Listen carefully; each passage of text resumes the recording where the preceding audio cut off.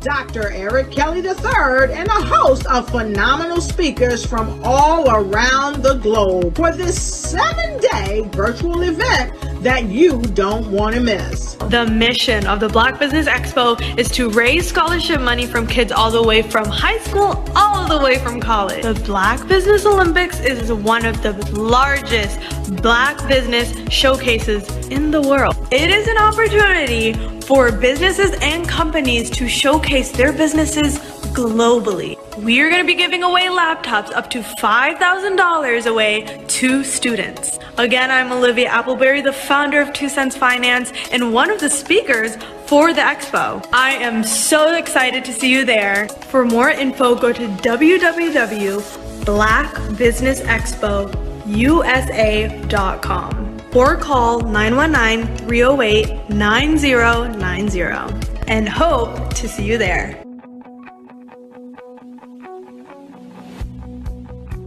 I am Black business. From the moment I wake until the time I sleep. Yes, I am Black business. I am Black business. Tell me, are you Black business? I am Black business. Do you support Black businesses? Listen, I support Black business because I am Black business. Black Business Expo, one of the largest business showcases in the history of Black business in the world. The world! Sign up today at www.blackbusinessexpousa.com or call 919-308-9090. I am Black business. I am Black business.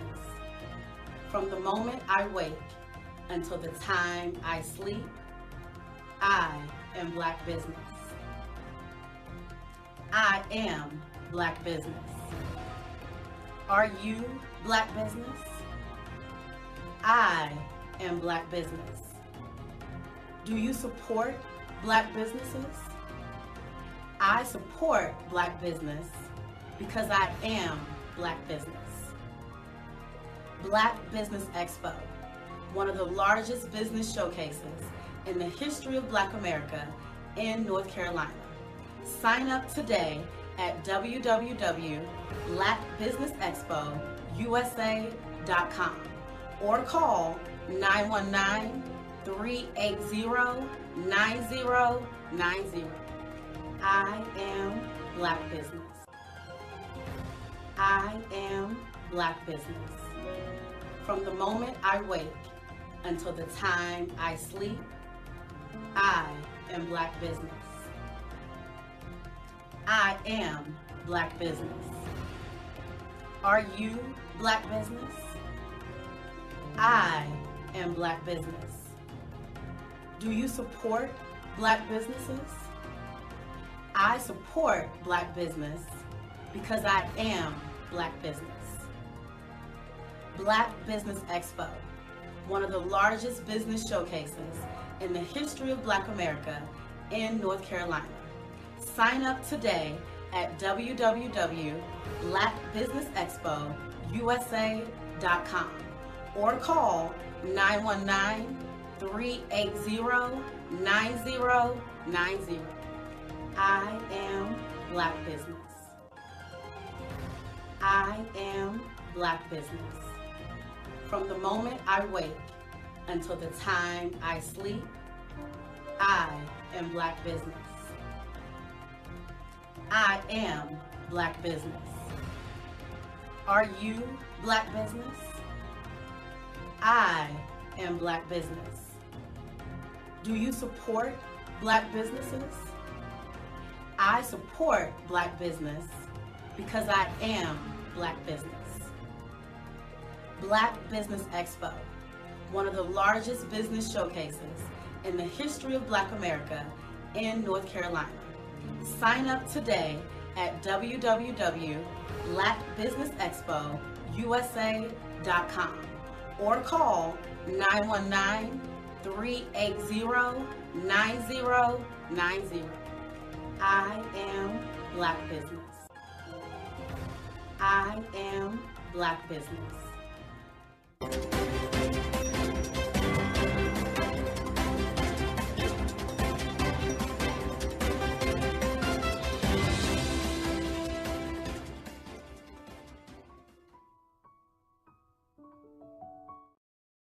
Hello, I am Dr. Eric Kelly III, the visionary strategist and founder of the Black Business Olympics.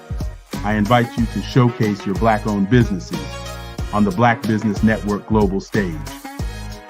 The Black Business Olympics is a global Black Business Network platform that propels Black-owned businesses into the international spotlight. By showcasing your business on the Black Business Olympics platform, you can reach a worldwide audience of potential customers, partners, and investors. You can also establish yourself as a thought leader and expert in your field, attract lucrative partnerships, and more speaking engagements.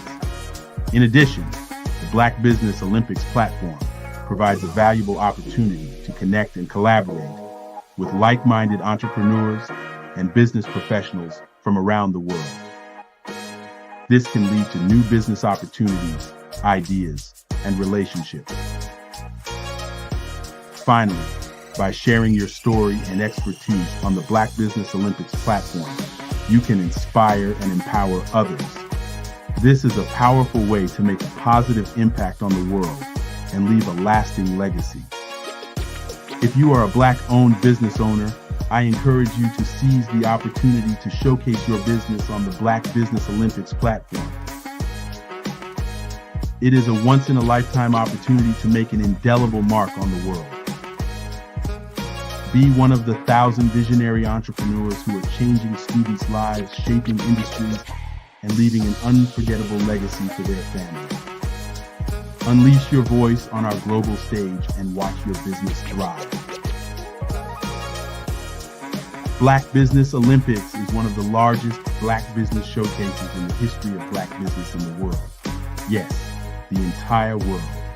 Just give me a call today at 919-308-9090.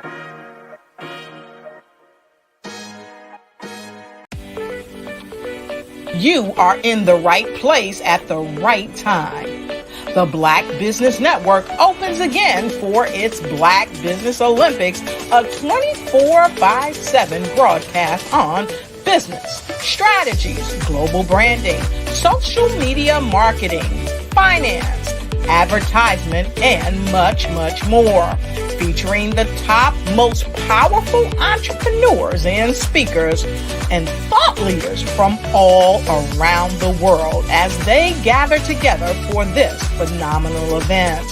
Join the Black Business Network streaming live into the metaverse, STEM City, USA, Black Multiverse, Pod TV, Roku, Hulu, iHeartRadio, Apple TV, YouTube, TikTok, Instagram, Google Podcasts, Facebook, LinkedIn, IBM TV, Spotify, and Twitch. Tune in today and be a part of this amazing movement. The Black Business Olympics welcomes you.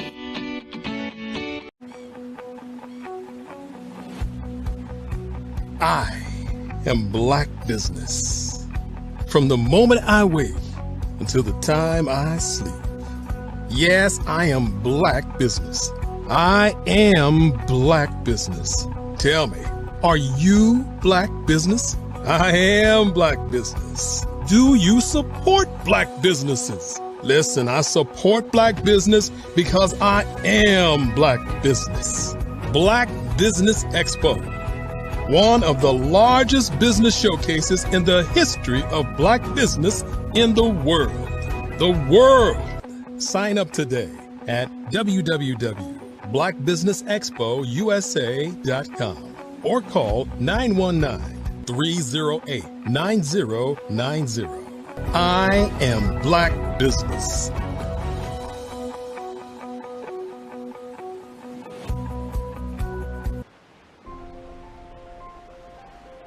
What if you could build your own city?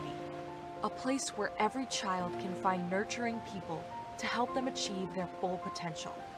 A place where every adult can access job training support, where health education is abundant, where social justice ruled the land.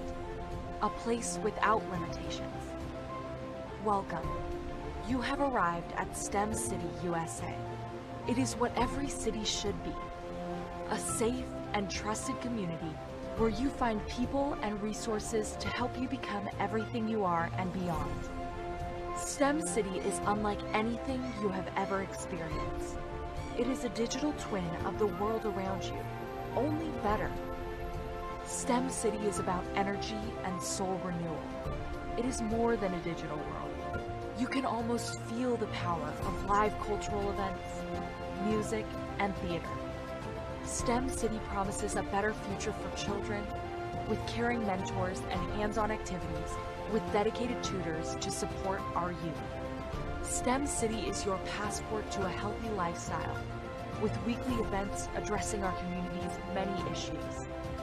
STEM City is your financial well-being with helpful information on wealth management, career advancement, job training, and so much more. STEM City is the community you deserve. It is the city where your dreams can come true. STEM City USA, a place in the sky that is accessible to all who reach for the stars.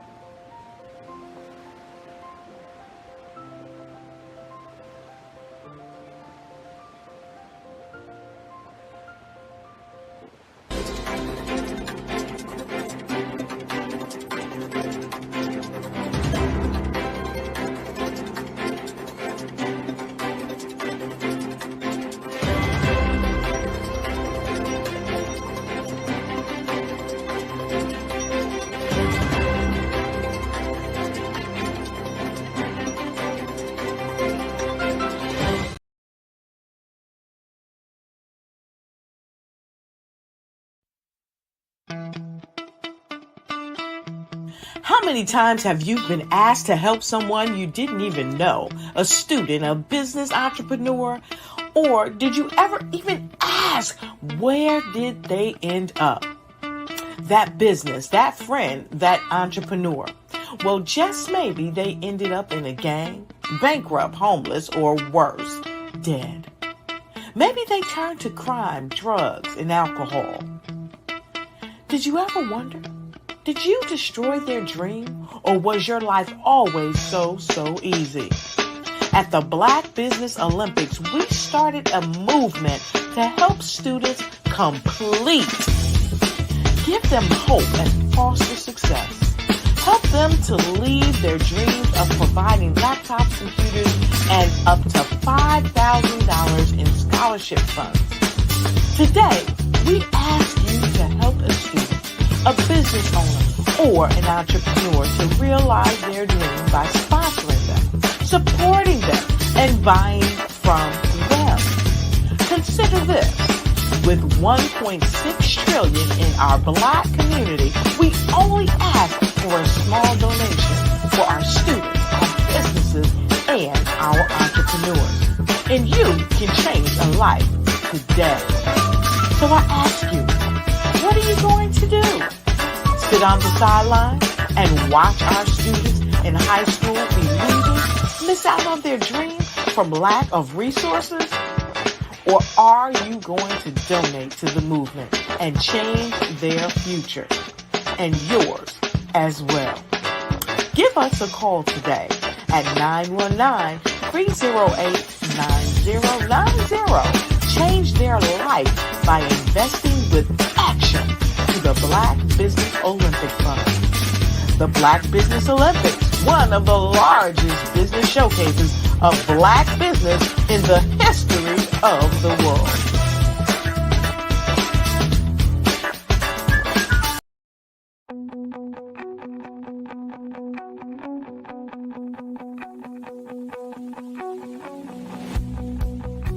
I am Black business. From the moment I wake until the time I sleep. Yes, I am Black business. I am Black business. Tell me, are you Black business? I am Black business. Do you support Black businesses? Listen, I support Black business because I am Black business. Black Business Expo, one of the largest business showcases in the history of Black business in the world. The world. Sign up today at www.blackbusinessexpousa.com or call. And good morning, business owners, entrepreneurs, thought leaders, and corporations. Welcome to the Black Business Network. My name is Kimberly Williams, and I am your business moderator for this morning on the Black Business Network. The Black Business Network is a 24-hour business network showcasing Black businesses, business owners, entrepreneurs, and thought leaders worldwide. We have speakers from North Carolina, London, Singapore, Africa, Japan, and cities all over the United States. The Black Business Network is a global community. It's sharing its business knowledge to empower, inspire, and educate businesses about business. This morning, I want to bring to you our first keynote speaker by the name of none other than Alan Thornton. He is an author of Money for Your Mission book and workshop series. He's the founder of the 40-Acre Conference and I Am a $1 Million Dad platform. He's a former enterprise software sales director. He is a real estate investor in single family and commercial. He generated $1 million plus of revenue and over 700 clients with current tech company MFYM Incorporated. His platform is backed by the government officials, corporate executives, celebrities, investors, influencers, and entrepreneurs worldwide. Personally, he sold over 23 million of enterprise software licensing since 2011. He's helped hundreds of organizations find and secure over $28 million in MFYM. He's the Forbes Business Council top 50 startups to watch in 2021, a top accelerator program, and the top 50 tech visionary, top 5 U.S. Black tech companies, a graduate of Mass Challenge, Cordon Academy, a presentation power of Lift Off and Rise Up. I want to bring to you none other than Mr. Alan Thornton.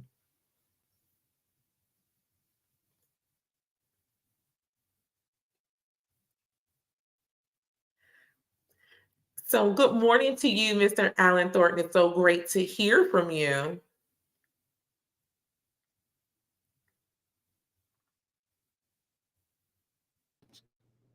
Okay. Looks like I was in a Chinese movie, right? Yeah.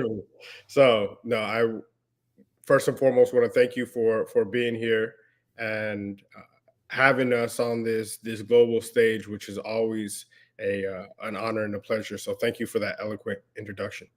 Great, no problem. I look forward to hearing all that you have to share. I want to let you know that genius is coming, and I will see you on the other side. Excellent. Thank you so much. And I want to share a few things with you, share some thoughts and ideas with our time today. Although it may not be long, it will be impactful. So my name, as Miss Kimberly Williams so eloquently stated, is Alan Thornton.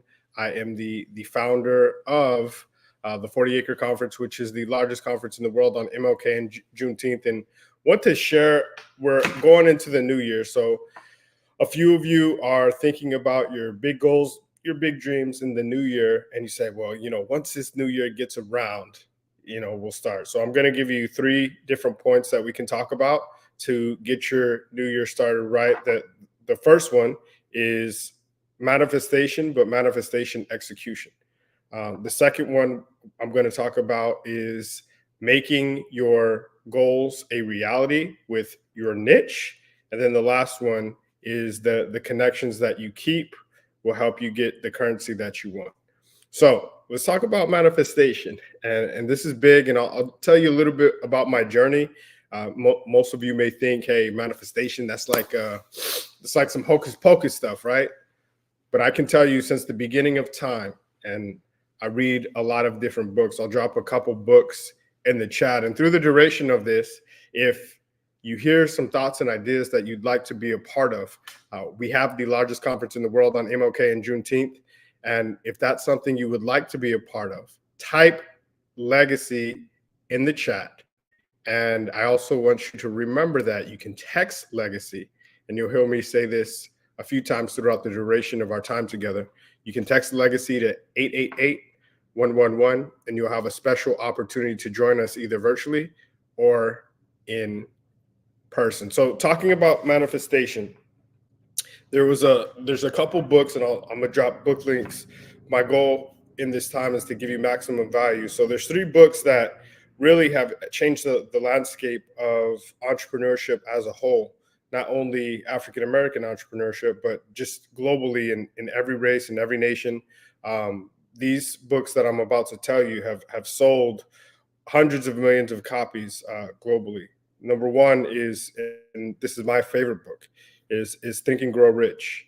And Think and Grow Rich was a story that was put together took about 25 years plus to put together. Napoleon Hill went and studied some of the most famous, most successful entrepreneurs in the early 21st century, right?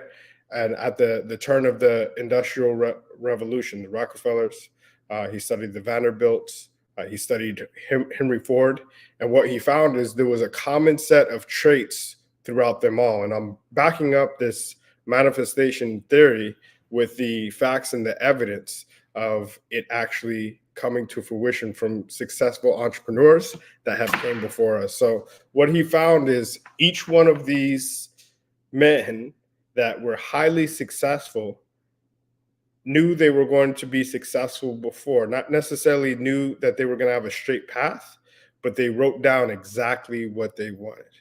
And as they went through the duration of their journey, they found a way to actually achieve it. There's also a book called The Richest Man in Babylon. So the Think and Grow Rich was based in, the 1900s to about late turn of the 20th century, right, into about 1930, right? One of the best-selling books of all time. Now, if you take it 4,000 years before that, The Richest Man in Babylon, some of those same principles, some of those same traits, different currency, right? Because money alone is worthless because the currency changes, right? The different denominations, but the principles stay the same. And throughout manifestation, one of the richest people in the world, King Solomon, and it talks about how he believed, and he had something that was more important than anything else, and that was wisdom. And he gained that wisdom through experience. He gained that experience through making good decisions. He made good decisions because he made a lot of bad ones before that, and so did his father before that. If you know the story, won't get too deep into that, but each one of these historical figures since the beginning of time have used manifestation. And not only that, and we'll go into actual execution, but knowing what you want, and more importantly, knowing why you want it, is going to be important for you to have the best new year that you've ever had before. In 2024, people say, yeah, well, once I get all my ducks in a row. I remember I run every single morning and listen to either Les Brown or Eric Thomas, and Les Brown talks about getting your ducks in a row, right? Once I get all my ducks in a row, once I get everything taken care of, I'm going to really start moving. But he said, you ain't ever going to get all those ducks in a row. So the time is now, right? Tomorrow, yesterday's gone. Tomorrow's not promised. That's why they call today the present. So what we really need to do is have a sense of urgency in our execution to do it right now. Another book is called As a Man Thinketh. And this is so powerful because it's kind of a mixture of the two, the Think and Grow Rich and the Richest Man in Babylon. As you think and speak those that are not, those things that are not, as though they are, eventually they'll be. Whatever you focus on really magnetizes. So to give you some key steps, one, focus on really what you want. A lot of people, you see these vision board parties, everybody's having them. It's a good time. 90% of all vision boards do not have a plan for execution after. It's good to visualize, but then taking a step further and actually putting pen to paper. One is saying, hey, why do I really desire this? Right? Is this something that is just fun, part of a vision board party? Or do I have clear steps to execution? So here's a kind of a journey, and you can write this down. If you like some of the things that we're saying and would like to join a group of eloquent individuals that can help you get to the next level, text legacy to 888-111. We would love to have you at our next conference. So if you look at your vision board, right, next time you're going to change the landscape of your next vision board party. Let's say you have 20 pictures. People have the house, people have the car, people have that perfect relationship, probably doing some great things with their kids, that six-pack, right? They have, and Eric Thomas says something, whatever you say that you want to do, there's 1,000 actions that go along with that, right? If you want a six-pack, right, you're going to have to move a little bit different. You're going to have to get up and run. You're going to have to eat a little bit different. And those, if you look at 365 days, there's probably 3 choices every single day that you have to eat in order to get that, right, that result that you want. So desire what you really want. If you love ice cream and you love eating the gumbo and soul food and all that, like the desire versus you reaching that goal may not match up. So be 100% real with yourself and look at your top 3 goals, right? If you have 20 pictures on a vision board, look at your top 3 goals, maybe top 5 goals, right? If you have 20. And then I want you to rank them from a scale of 1 to 10. How much do you desire each one of those things? And you can do that with all 20, but what you really find is you really have about 5, right, that you really desire. That's probably 7 or 8 or 9 or more. And those that are 9 or more is probably really 3. Put together a 90-day plan. And why a 90-day plan if you have a year? Because if you don't do it in the first 90 days, you're not going to accomplish it probably in a year, right? So on this execution plan, you're going to write down your desire, right? Why you desire, narrow it down to your top 5, and then really your top 3, going to put a 90-day execution plan to it, and we're going to work back, right? So that 90 days is about 12 weeks. What are you going to do in each of those 12 weeks to get you to the goal? And you may not have all the answers, but what happens is as you begin the path to execution, your subconscious mind every single day is going to think about a way, okay, what do I do in week 1? What do I do in week 2? What do I do in week 3? You can even leverage AI, right? If you have a big goal and you say, hey, I want to buy a new house in 90 days, give me a 12-week plan, you can type that into ChatGPT and let AI think for you, and then go off that so you don't start with a blank slate, right? So that's manifestation. But more importantly it's execution. And once you start to think about execution, things will come out. People will show up. I'll give you an example, and I'll tell you a real life story.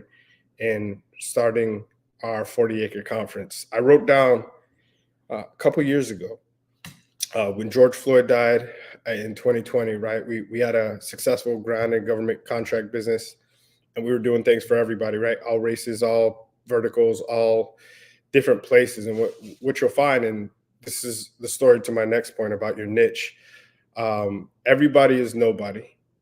And once you find something that you're truly passionate about, other people will show up that are passionate about that same thing, and they'll help you with your execution. Give you an example. In 2020, George Floyd died, and there was a renewed focus on the Black community, right? There was a lot of corporations that said, look, I've seen some things have happened in the Black community. I'll give $1 million. I'll give $10 million. I'll give $100 million. I'll give $1 billion. I'll get $20 billion. And the numbers got ridiculous to the tune of about $300 billion. This is back in 2020. Many of you may have remembered this, all of the pushes. Now, there was a great idea, but horrible execution, right? They didn't know who to give it to. They didn't know how to track it. They didn't have to manage it. And ultimately, it got swept in the rug. And math is my best subject, but history is what I enjoy the most. And to me, that sounded a lot like, right, the promise right after slavery in 1865 of 40 acres and a mule. Great plan, but with no execution, it's probably going to disappear, right? So I started writing things down. I said, look, I know this is way bigger than me to even try to have the audacity, to take upon this big task, but nothing great in this world has ever been achieved without enthusiasm. So I said, look, we're going to start the 40-acre conference. I don't know how, I don't know the steps, but we're going to execute this.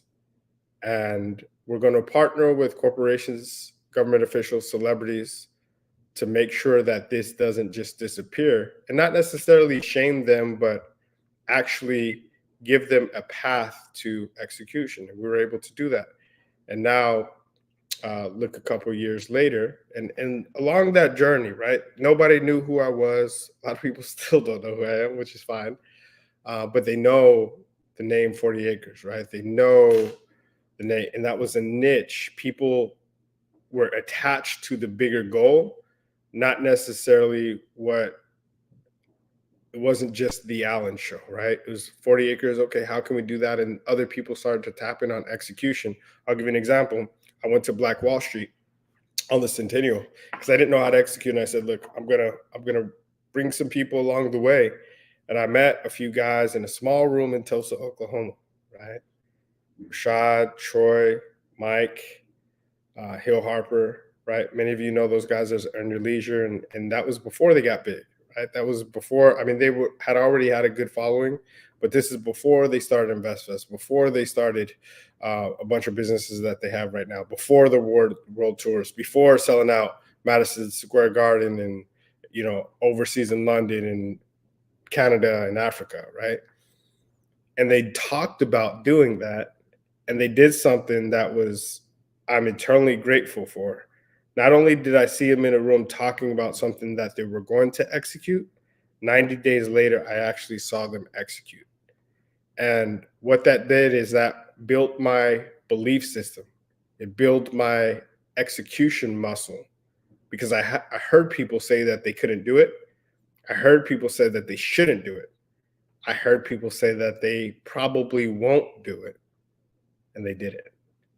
Right. So once your mind is expanded, it can never conform.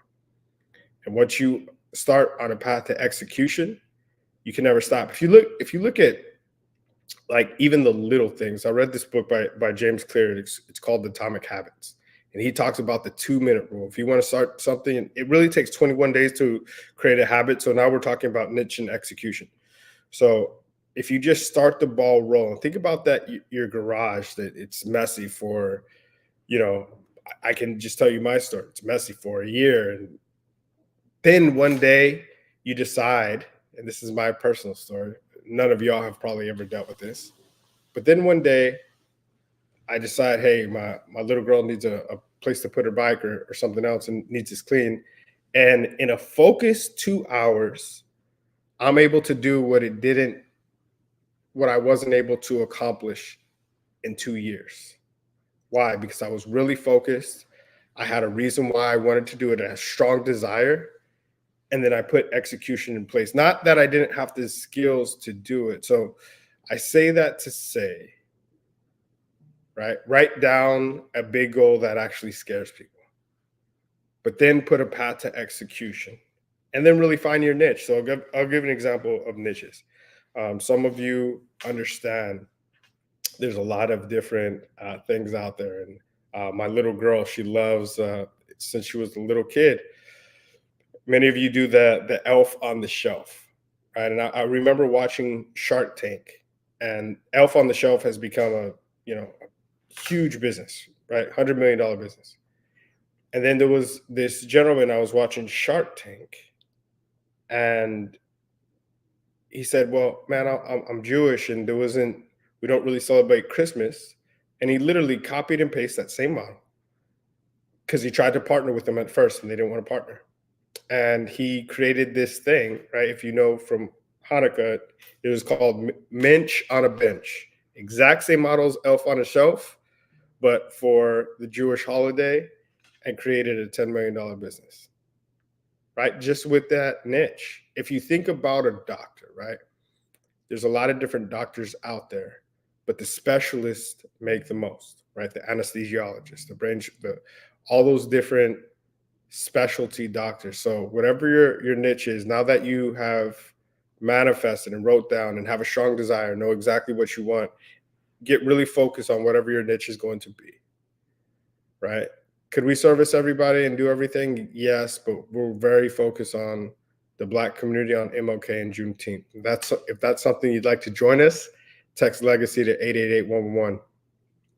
That's important. The niche is important because just like gyms, right? There's a lot of, this last week I was at the Beast Mode Games, which is like a CrossFit competition. And there's a lot of different gyms out there that specialize. Hey, we specialize in trainers that specialize.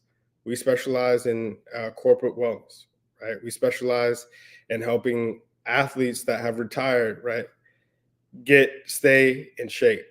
We focus on pretty girl fitness, right? And you see all these different gyms and niche thing, all that do the same thing, but they attract a different type of clientele because of their messaging. So whatever it is that you do, get really clear, and you can always expand. People say, oh, but I'm missing out on XYZ. If your message isn't clear, you're going to miss out on XYZ anyway, because you just look like everybody else, or you don't make people get off the road. I was driving in Atlanta, Georgia, well, just outside, and I was hungry. And this was a very clear example. The first, you probably see those blue signs as you're driving down the highway, and it said food, 2 miles. Food, right? Didn't really make me get off the highway. And then you see the different types of food. Do you want Chinese? Do you want fast food? Do you want barbecue? And there was a soul food restaurant that I never saw. Okay, they put soul food on a sign, right? But we're in Georgia.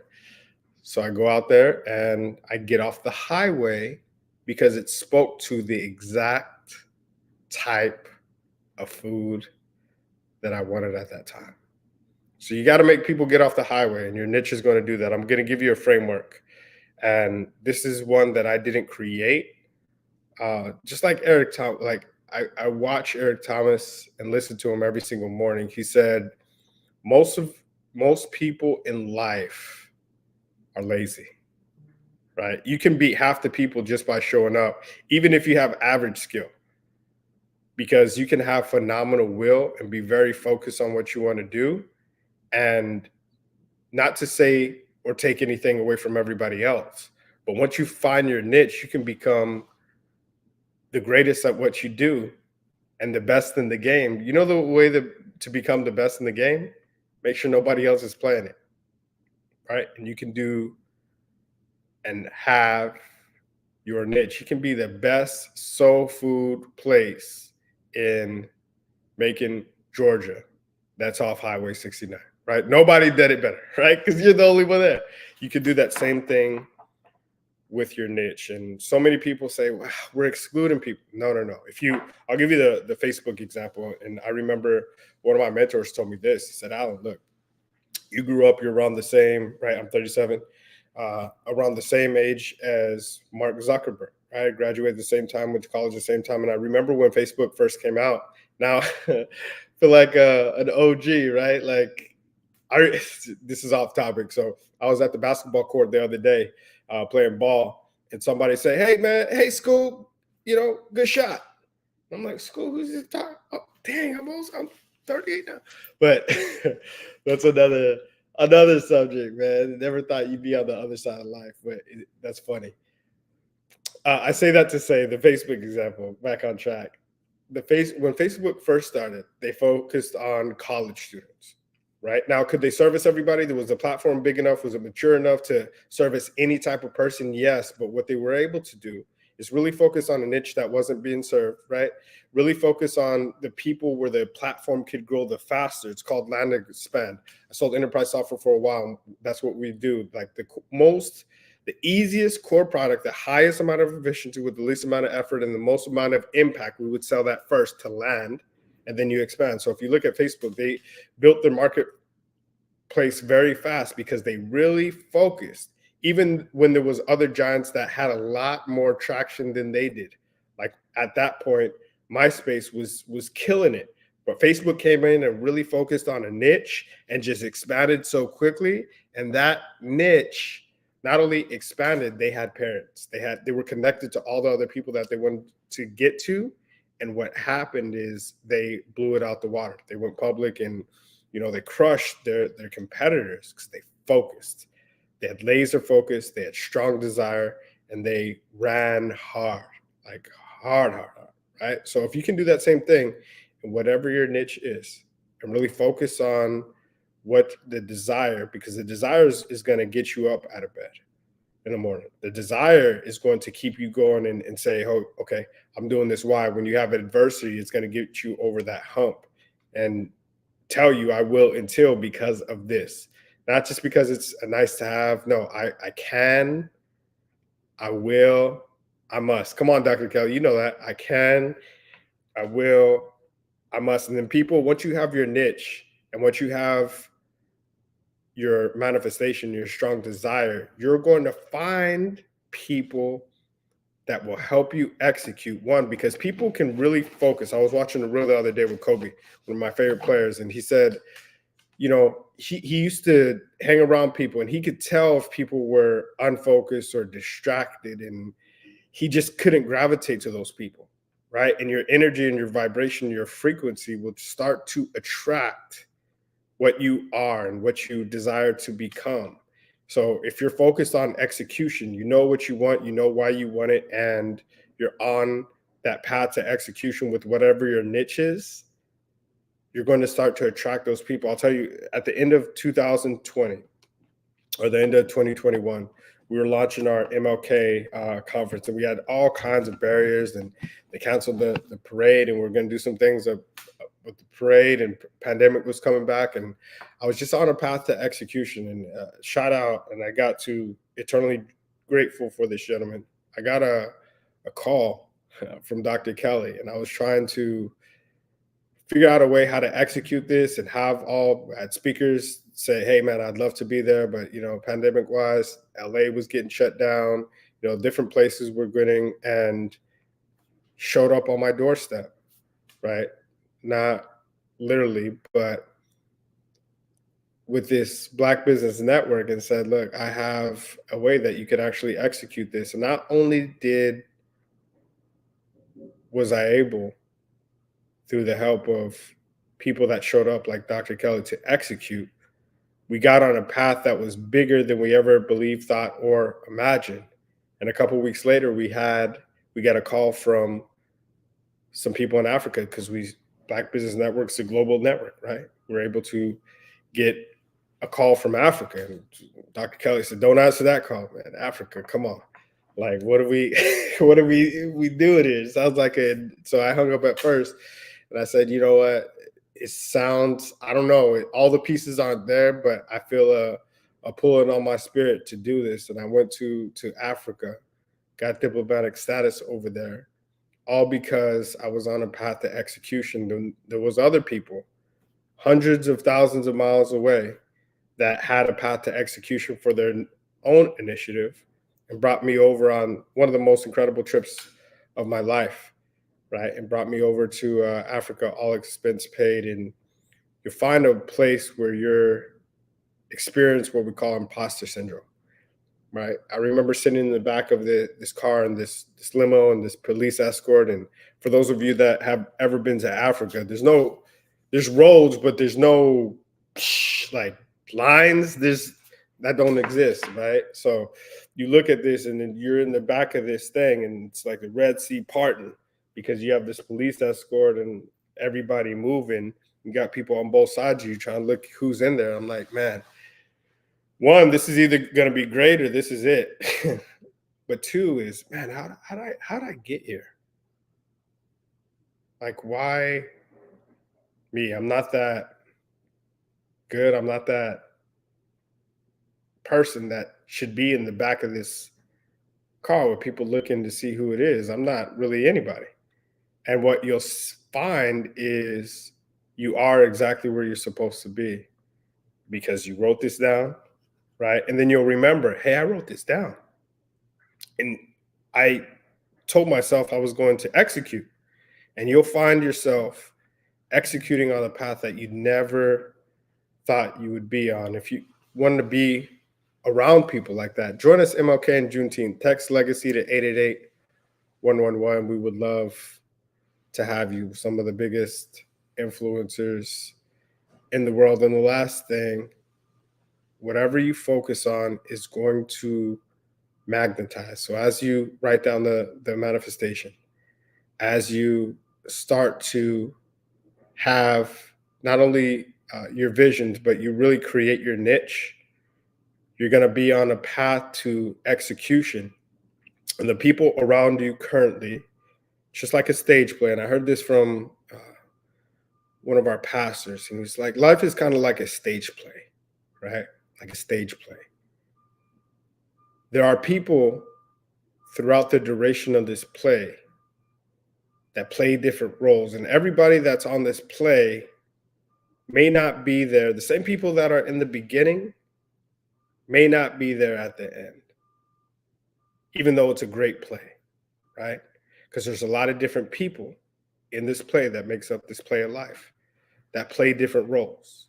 They may play that role and be very good at that time, and then in a certain instance, it's time for them to go.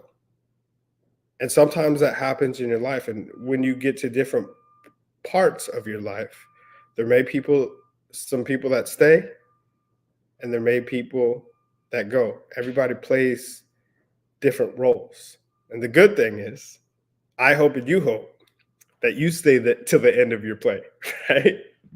So know that the connections around you, if you're not where you want to be, whatever you do, whatever you wrote down, whatever you think about, whatever you dream about, whatever you truly desire, start that path to execution, which is important.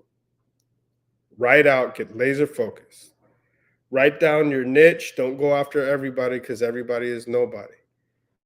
And whatever you're going to do, and then get around the people that do have exactly what you want. So if you want to be a 5-star athlete, hang around with 5-star athletes before you're a 5-star athlete. If you want to be the best truck driver that there's ever been, go hang around great truck drivers and go take notes. If you want to have one of the greatest conferences in the world, go hang around somebody that's created the greatest conference. If you want to be a millionaire, go hang around with real estate millionaires, right? If you want to be a tech giant, go seek a tech giant and go get some time with them. What you'll find is there's a self-limiting belief that we all have that, hey, the people that are really successful, they don't want anything to do with me. And it's actually the opposite. The people that are not really successful, they'll push you off because they don't want you to be more successful than you, right? What I've really found is I've had, you'll look at some of our past conferences, I've had the opportunity to hang around with multiple billionaires and they give me their phone number, right? And I'm like, man, why? Is this a real number? Why would they give me their number? And I remember one guy telling me, right, he's a billionaire, Black billionaire. He said, Alan, you wouldn't believe when somebody says they want my help or somebody said they want mentorship, I will give them my number. I've probably given out my number hundreds of times. And you are one of the few people that actually call me back. Right? This is a billionaire with a B. So the fortune is in the follow-up. Once you figure out exactly the crowd that you want to hang around, follow up with them, right? Send them not only an email, send them a video message, right? You're going to say, some y'all thought I was going to say postcard. Yeah, we don't do that anymore. But that's fine. That's old school, right? A handwritten note, but send them a video message, right? Hey, happy Easter. Hey, happy birthday. Merry Christmas. A video message. Everybody gets text, right? Everybody gets inbox message in the DMs. But if you don't know how, there's a platform called Loom or Zoom. Do it however you want, but take it on your phone, text it to them, send a video message just to say thank you. You know, give them gratitude, and you'll set yourself apart from a lot of people, because the people that are, what I found, that are really successful, they may not have the quantity of time that you're looking for because they're really busy and that's why they're successful. But they may give you a couple minutes of quality time that'll change the trajectory of your life. Right? So really, really do that. Really hang around the people that can really affect your life in a positive way. And to recap, if you'd like to spend some time with us and growing and building and changing the world for the better, text legacy to 888-111. I'll type that in the chat and you can join us. There's a special offer in there. So in recap, remember, write down exactly what you want to accomplish for manifestation. Actually execute it with that execution plan. I want you, each and every one of you, to pick a niche and hang out with the people that have the things that you want and follow up with them. That's my time. Thank you, Ms. Williams, for giving me this time and allowing me to share some thoughts and ideas with the audience today. Yes, no, thank you so much for that amazing and awesome and insightful talk. Thank you for giving us the blueprint, and hopefully those who have heard it are going to take it and run. Can you tell us one more time, if we want to contact you and we want to get in on your MLK Day, how do we do just that?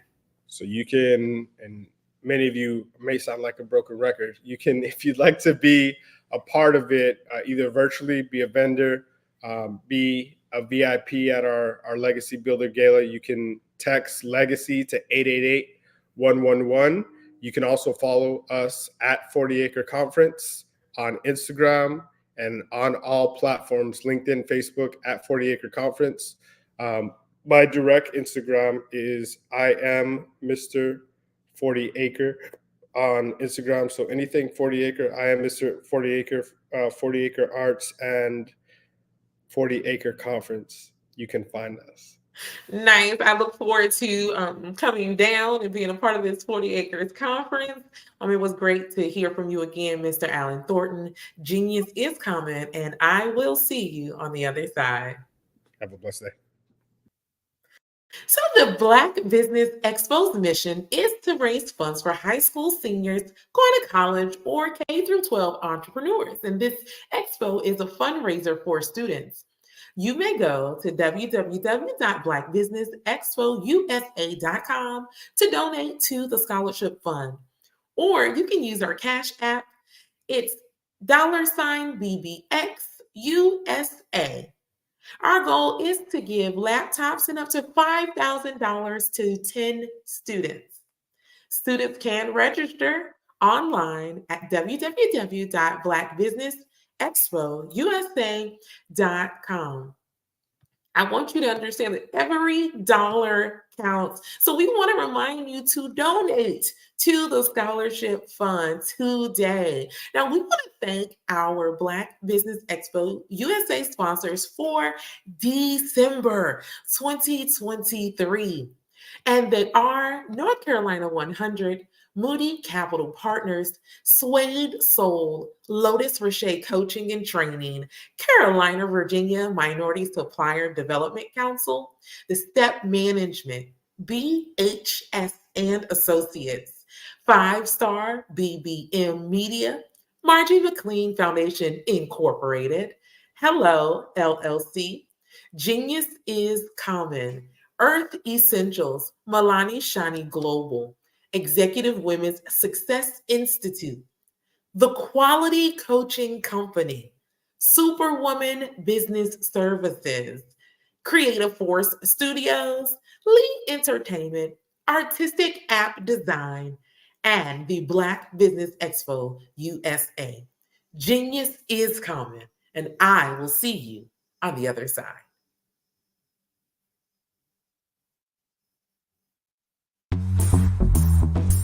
Attention all entrepreneurs and companies. Are you looking for reliable and efficient virtual assistants and back office support to help you manage your business tasks? Look no further than Superwoman Business Services. Our team of virtual assistants provides a full... Over the past few years, we've seen the growth of existing and new initiatives focused on financial inclusion, building global networks, and reducing the wealth gap in response to the idea there's not enough seats at the table. Whether their outcomes are to increase the representation of Black executives on corporate boards, ensure an inclusive global economy, or to create new U.S. African commercial pathways, the strategies are often carried out by separate programs. The question is, should they be? With the continent of Africa being home to more than half of the world's fastest growing economies, the youngest workforce, over 400 companies generating more than $1 billion annually, 700 generating more than $500 million annually that are poised for growth, and being the destination of nearly $5 billion in venture capital in 2021. Diversifying U.S. and Africa commercial engagement by building bridges between African businesses and their U.S. diaspora should begin being seen as mutually beneficial. From helping to reduce Africa's enormous capital gap to catalyzing two-way trade opportunities, the COVID-19 global pandemic hopefully has taught us that global challenges and opportunities are more interconnected than we thought. During the pandemic, African companies like Unicorn Flutterwave, insurance provider Reliance Health, ride-hailing app Yasir, and 54Gene, the continent's first bank of DNA on people of African descent, proved that when African companies have access to networks, capital, and information, they grow big, grow fast, and create solutions that are valuable to the world. This is why Be Direct was created. We are the first U.S.-based but African-centric board preparedness and board search company designed to connect U.S. Black talent and corporations to African businesses. Unique and fundamental to Be Direct's success is our process of helping board candidates adapt their experience and networks to an African context before they're connected to high-growth companies that are looking to locally and globally scale. From our focus groups with African business execs and government leaders, we don't ignore the sentiment that business is easy, but people are hard. Having a pool of board candidates with hard-to-access networks and extensive experience across the business life cycle, including successfully raising capital, is table stakes for an initiative like this. So yes, we have that. But corporate or entrepreneurial success in the U.S. does not guarantee success in Africa. Developed alongside industry partners on the continent, our training program, Be Direct Prep, is designed to transpose their experience to create cultural comfort, understanding, and a commitment to helping businesses in Africa scale. Our board governance sessions are African continental and country specific, integrated with cultural awareness and dexterity training, masterclasses led by African industry execs, and mentoring and coaching from African continental based facilitators. But even more unique to Be Direct Prep, We cap off our training program with an immersion trip to help candidates that have not been to Africa before see and feel Africa's complexity and opportunity from African soil. We all know traditional network-based board placement has historically left a lot of us out of ever really being in the paid board pipeline. Our strategy supports the work of many great organizations that are successfully filling seats at U.S. board tables by creating more tables for those that are still left on the sideline. It's time to start seeing the role and value of U.S. Black talent and businesses on the continent of Africa differently. Old perceptions and habits limit economic inclusion.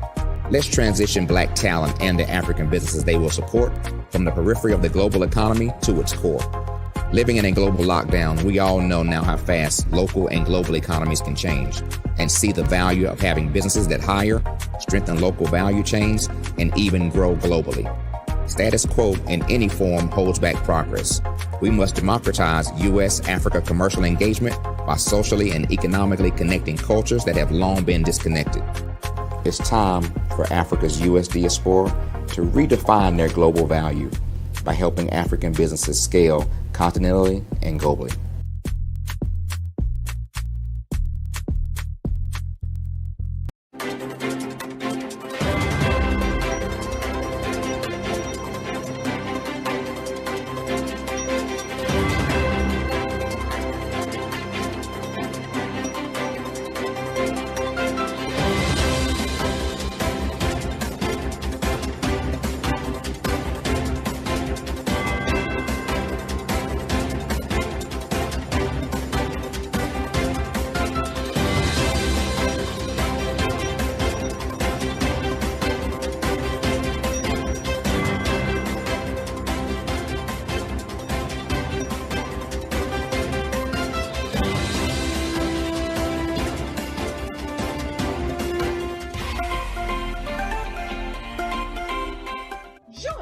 Dr. Eric Kelly III and a host of phenomenal speakers from all around the globe for this 7-day virtual event that you don't want to miss. The mission of the Black Business Expo is to raise scholarship money from kids all the way from high school, all the way from college. The Black Business Olympics is one of the largest Black business showcases in the world. It is an opportunity for businesses and companies to showcase their businesses globally. We are going to be giving away laptops up to $5,000 away to students. Again, I'm Olivia Appleberry, the founder of 2 Cents Finance and one of the speakers for the expo. I am so excited to see you there. For more info, go to www.blackbusinessexpousa.com or call 919-308-9090 and hope to see you there.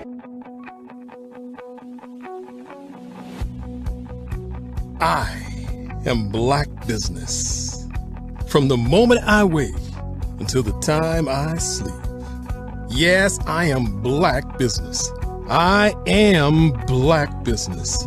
Tell me, are you Black business? I am Black business. Do you support Black businesses? Listen, I support Black business because I am Black business.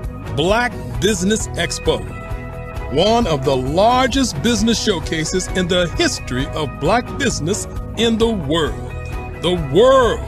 Sign up today at www.blackbusinessexpousa.com or call 919-308-9090. I am Black business. I am Black business. From the moment I wake until the time I sleep, I am Black business. I am Black business. Are you Black business? I am Black business. Do you support Black businesses? I support Black business because I am Black business.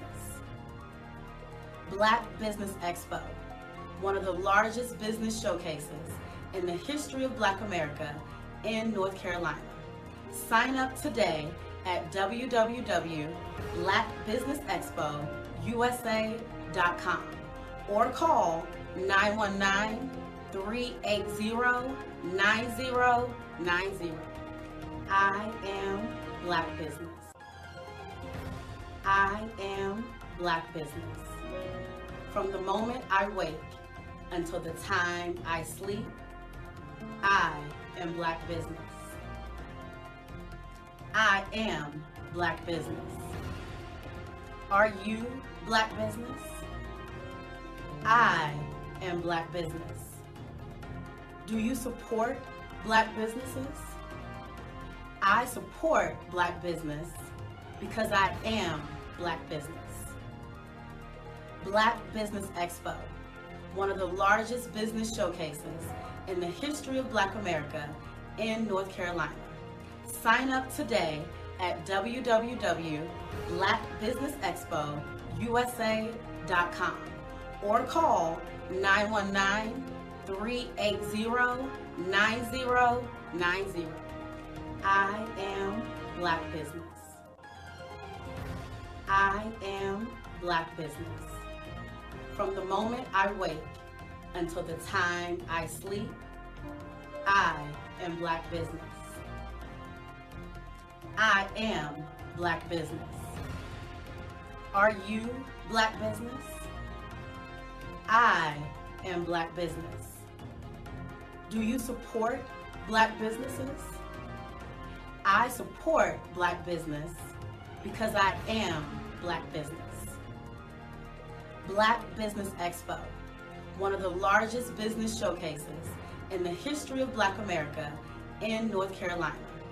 Sign up today at www.blackbusinessexpousa.com or call 919-380-9090. I am Black Business. I am Black Business.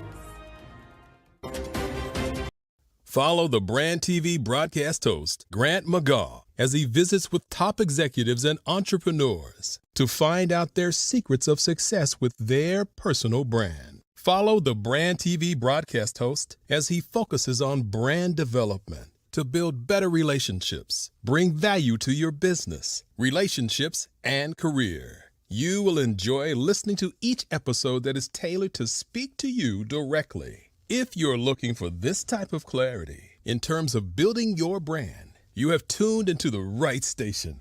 Each episode will help you to shape a conversation in the 5-star BDM network of 20,000 professionals and become a springboard for your corporate engagement and business opportunities. Each guest will frame their story in the areas of personal branding, business development, career development, financial empowerment, and technology innovation. Grant McGaw explains why he is the CEO and owner of his own professional career. Grant is an accomplished business leader and entrepreneur who wants to give back to individuals to grow their personal brand strategy. Tune in as he weaves his story about new possibilities, while to you exceed expectations. If you love storytelling, this show will make for fun.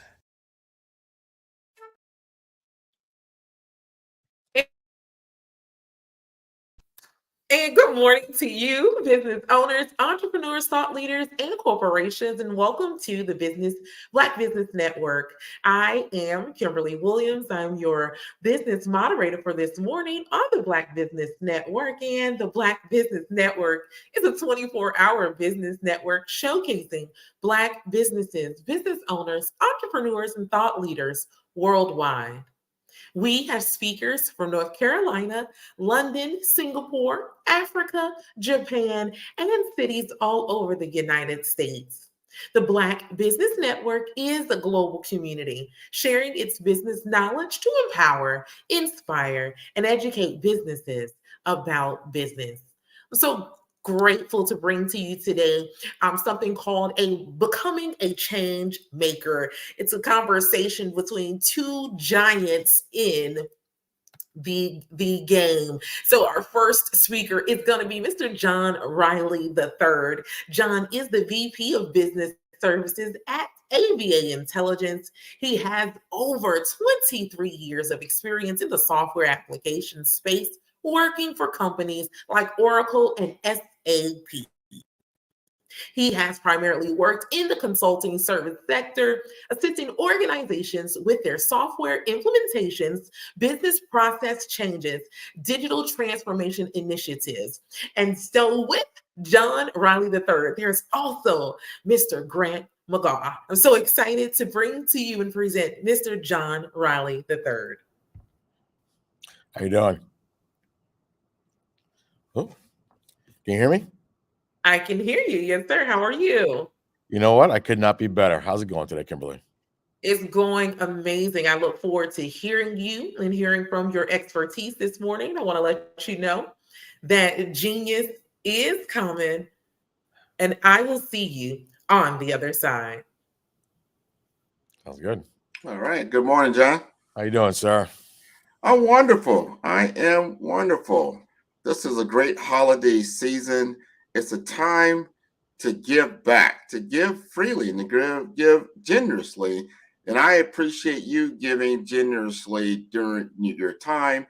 And here at the Levon Center of Innovation, which you are part of the Levon Cyber Range, I want you to tell our listeners, our audience out there, I mean, not too many people are exposed or understand what a cyber range actually is.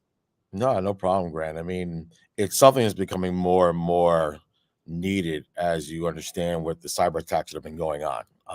So Cyber Range is really designed to help organizations, one, to come get cyber training awareness of understanding what a cyber attack is, how it affects them.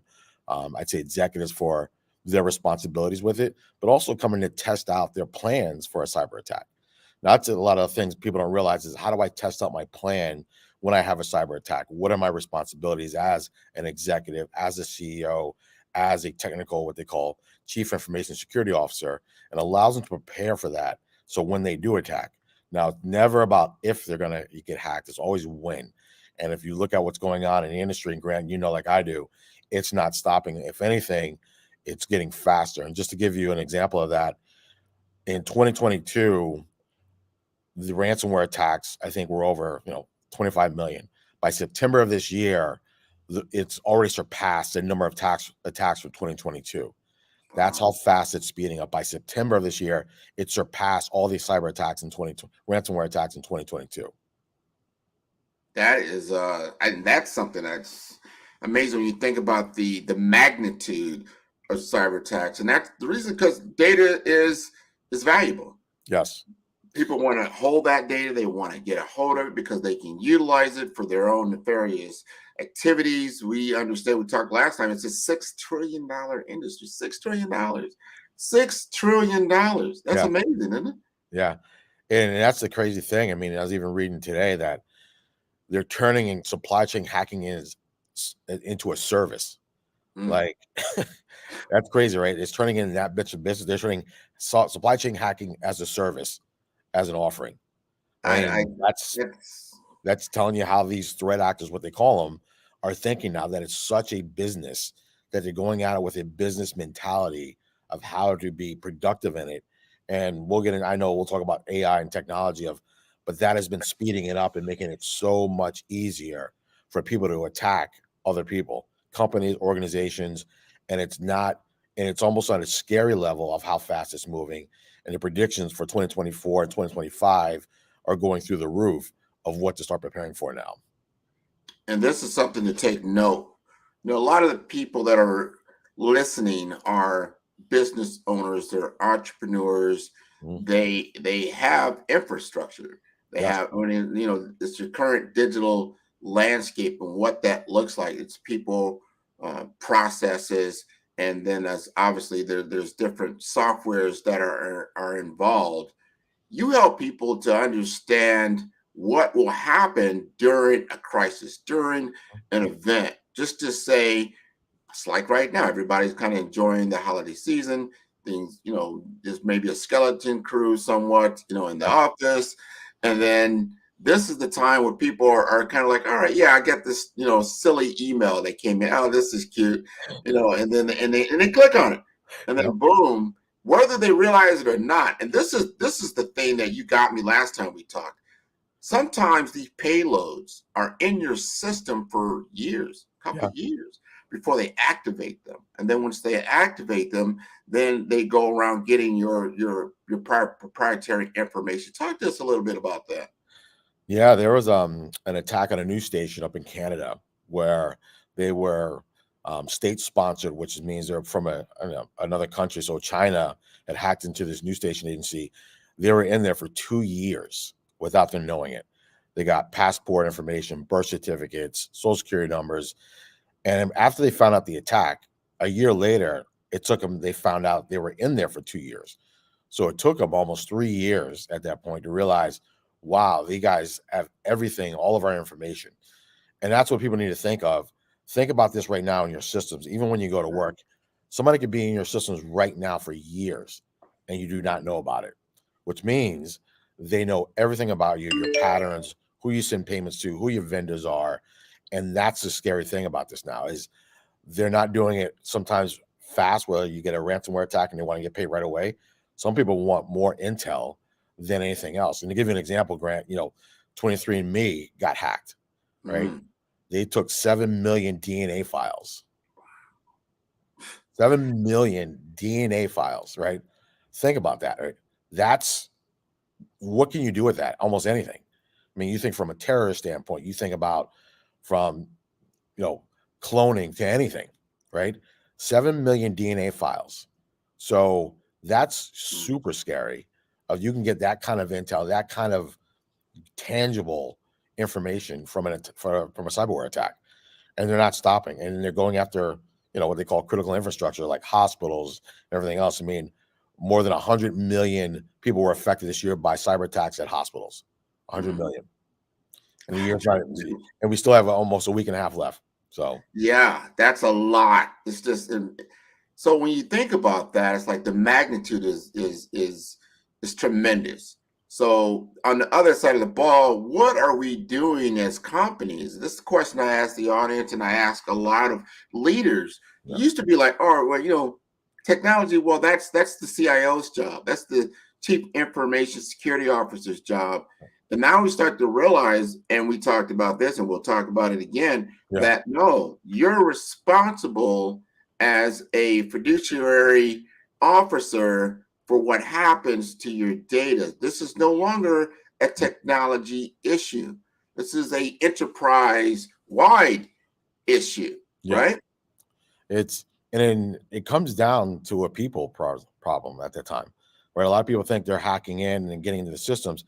A lot of it because of the phishing scams or phishing emails, about 3.5 million are sent daily, right? They're relying on people to give them access to their systems. And without proper, I'd say, consistent cyber awareness training and understanding of this, you're making it so much easier for them. And it's kind of, we talked about this last time when MGM casinos got hacked back in September. They got in through a phone call of calling in, pretending like they lost their password, and they gave them access over the phone. And at that point, they shut down all the casinos globally. So it's really this awareness of the people. It's not just a technical person sitting at his desk trying to prepare, I'd say, trying to stop the attack. It's really, they're not even going that route. They're going straight to the people that they know get thousands of emails a day. They do it in different ways. You see it nowadays of, hey, here's a free Walmart card for $100. Here's this free thing, access it today. And that's what they're banking on. Kind of your pattern of free and everything else like that. And once they know that, once they've researched that, and they'll watch organizations' buildings and see people's lunch patterns, right? Seeing where they're going to lunch, everything. They'll get all this detail and then really play upon that and get into your systems through an easy way of just an email question and make it look very, very real. I know I got an email, I think it was yesterday. It came from a bank, came from Wells Fargo, right? And Wells Fargo, it said in the email, hey, we need you to go in and check your account for frauded activity. The biggest problem is I don't have an account with Wells Fargo. See? I'm like, well, that's interesting. So the first thing I did was, and I do this now, especially when I get emails from people I don't know or organizations I'm not really sure of, I hover over the icon of the email to see who it actually came from, to see that email address. Obviously, it wasn't from Wells Fargo. It was some Gmail account from something and something or other. Talk to us about that a little bit. Yeah, and that's part of the cyber awareness training for everybody, right? It's learning the tricks of how to hover over an email, how to hover over an icon, and seeing if that email address is coming from a credible source. And many people and organizations have been tripped up at it. We know a local city here, and here in Florida, like Grant, you and I do, where they did the same thing, and they were working with a construction company, and they copied the construction company's email address, the logo, and everything, and requested a payment of $1.5 million. And because it was something that seemed that was familiar, they sent that payment out to them. Now, easily, I mean, you got to realize if they're always getting emails from this one organization, it didn't seem like it was anything out of the ordinary. But they were that slick that they changed the email address by one letter and got them to send that payment. And that's how they're doing it. They're really becoming very sophisticated in how they're doing it, of even hovering over it, but they have it so similar that if you look at it real quick, it's an easy thing that all of us can easily make that mistake if we're not paying attention to it. 100%. That's the thing.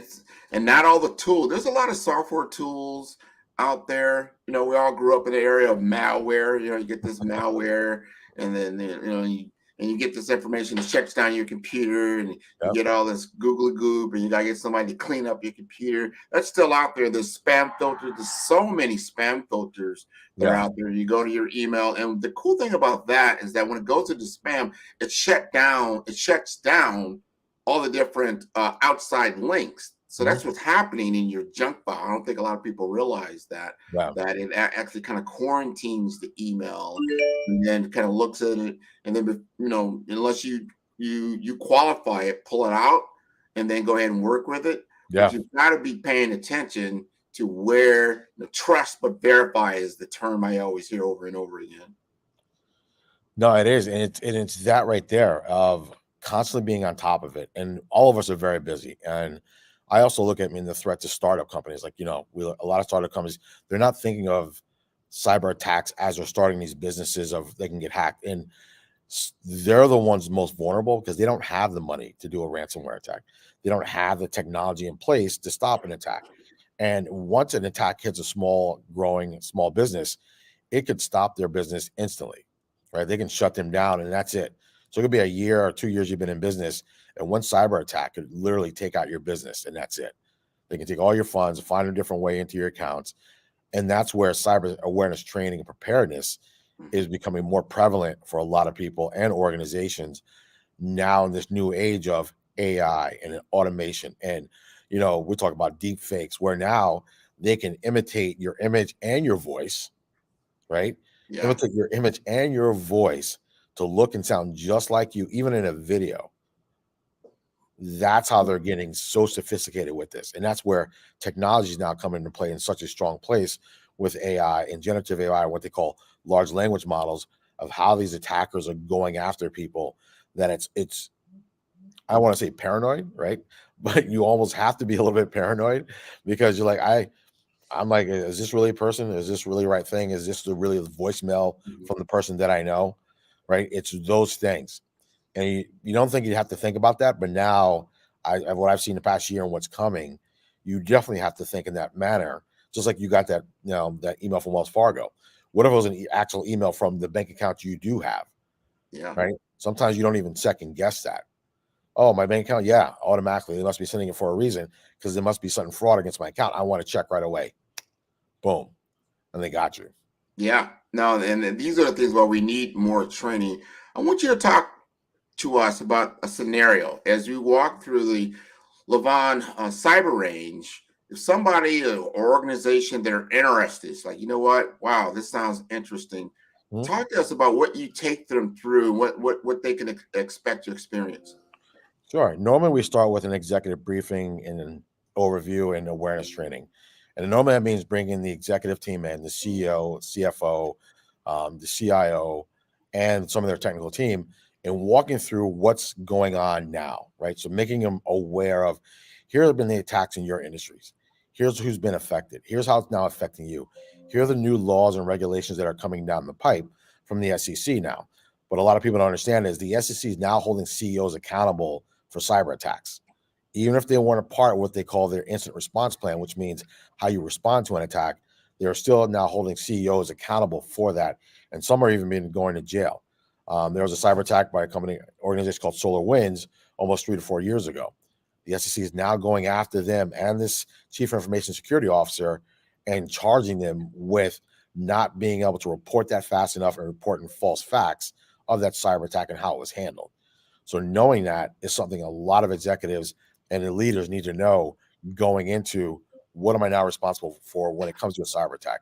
Once we bring in him and we do that, we do something we call like a tabletop exercise where we go through their environments, run through their systems, and test out the response plan against their environments, allowing them to understand, okay, we are able to stop this attack if it came in.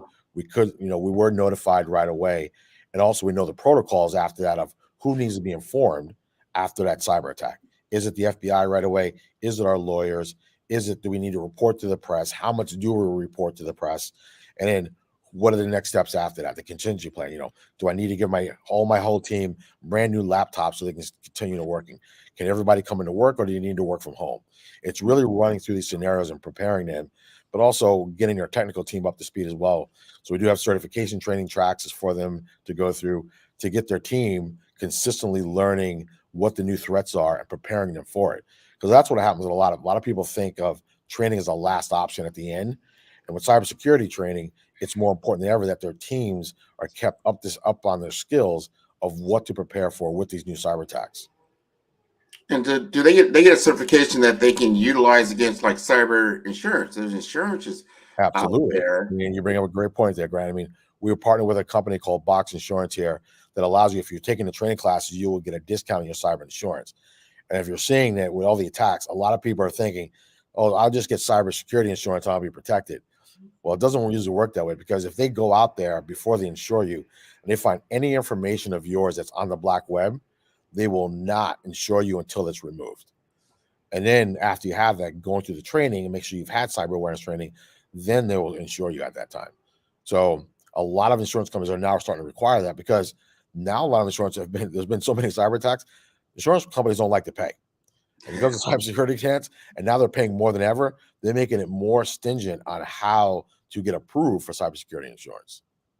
Man, these are all things that we really need to consider. I want to ask you this. You've done a number of these different exercises. What are usually the number one thing, or maybe a couple of things, that you usually find that these teams, they have an aha moment? Because sometimes they feel like, hey, we have a plan. We've got a plan. We've got this thing. We run through these scenarios internally. We think we've got it down packed. But you know what? This is a good idea. Maybe we need it to get insurance. We'll go ahead and run through this program. And then they go like, wow, I didn't realize that. It's really kind of doing those tabletops when they're thinking that their plan to stop an attack, and they realize the right people aren't in the right places, or they don't know who to go to. That's when the aha moment goes, well, who's responsible for that? And it kind of like looks in their face, and you kind of see the situation get tighter. Okay, well, you're the CEO. Who should you be calling on your team? I don't know. Well, I thought as a better person know that your CISO doesn't handle that. The person on his team handles that.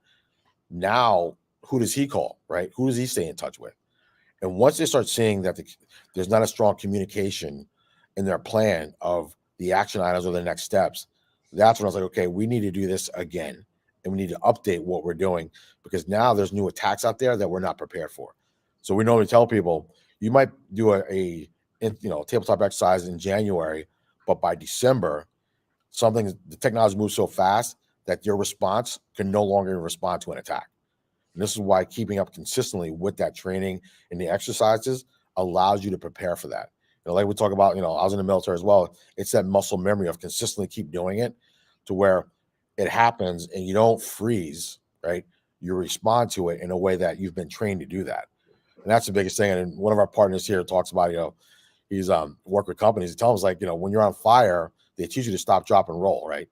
Well, when you're on fire, you see people, they just keep running, right? Because it's not practiced all the time. Even though they were told stop, drop, and roll, it doesn't matter. So even if you've done your response plan or your tabletop one time, when it happens, say 4 or 6 months later, if you haven't been practicing it, you're not going to react that same way you thought you were. Very true. Very true. I work with you and your team as an affiliate. Yep. And what I've done is talk to a lot of my different clients, different accounts that I have about cyber training, about cyber awareness, and what's happening. A lot of times, oh yeah, we do that maybe, a couple of times a year, or we might do some penetration, they call penetration testing, right? With somebody on the outside, they're paying them basically to hack Yeah. their system. And they might happen, like I said, maybe a couple of times a year. What we're finding is that the frequency of cyber attacks and their tactics are changing daily. So if you are having these kinds of awareness training only once or twice a year, you're already way behind, because these nefarious actors, they're learning all the time through AI algorithms. It's like, you know what? They understand how to do this. Wow. You know what? Let's go at it this way. Yeah. Let's go behind it this way. Yep. And you haven't even trained on anything like this, and then you get hacked. And that's it, right? It's it's thinking, oh, well, we've always done it this way, right? We've always just gone into a conference room. We go through a checkbox of, yep, that's my role. That's my role. Yep, that's your role there. And thinking that that's going to be the case. Well, I always call, when military background, when rounds are coming down range, that piece of paper is not going to be anything you're going to refer to, right? You're going to be, what do we do? What do we do? And even though you thought you were prepared for it, you really didn't prepare the right way you should have, or consistently enough to be able to respond to it in a way that can address that challenge. And I think this is where a lot of organizations need to start this, I call it digital transformation mindset of, we need to change the way we're thinking in the culture and become a cyber focused culture of, how do we build this resilience in our organization? It's through the people, right? It's through preparing them for, I'm not going to be with you when you're on the front lines over there and you get this phishing email. I need you to know that you can handle this when it comes in, and then report it to the people that needs to report, like, hey, I just got this email. Can you give it to me? That way everybody else is aware of it and knows how to prepare for it. And that's the challenge, right? Because if you're not preparing everybody that's in your organization, not just technical people, but everybody that's underneath you working towards that same goal, it's really making it so much easier for these threat actors to come and attack you, because they know you're not prepared. They know your team is not looking at emails or understanding what a phishing email is or any of that. And they're loving that. They're like, we'll keep doing it. So you look at organizations that are hacked and don't prepare, they keep getting hacked after that again and again and again. Target's another one. Target got hacked 2 years ago. They got hacked a month ago and shut down the supply chain, because people know you're vulnerable and you still haven't addressed the issue. So they're going to keep going after you until you can stop them. That's it. They're going to keep exploiting you. I talk to people a lot about what happens right now. Yep. You can't access your data. You cannot access your desktop, your laptop, your phone. It's shut down. What is the implications of that? Everything. Think about it, right? It's everything, especially from a ransomware attack. I know an insurance company that was in Chicago that paid out $43 million in a ransomware attack. It's an insurance company. Once they found out that they couldn't get their stuff back, they paid the ransom. It depends on what industry you're in and how important that data is, right?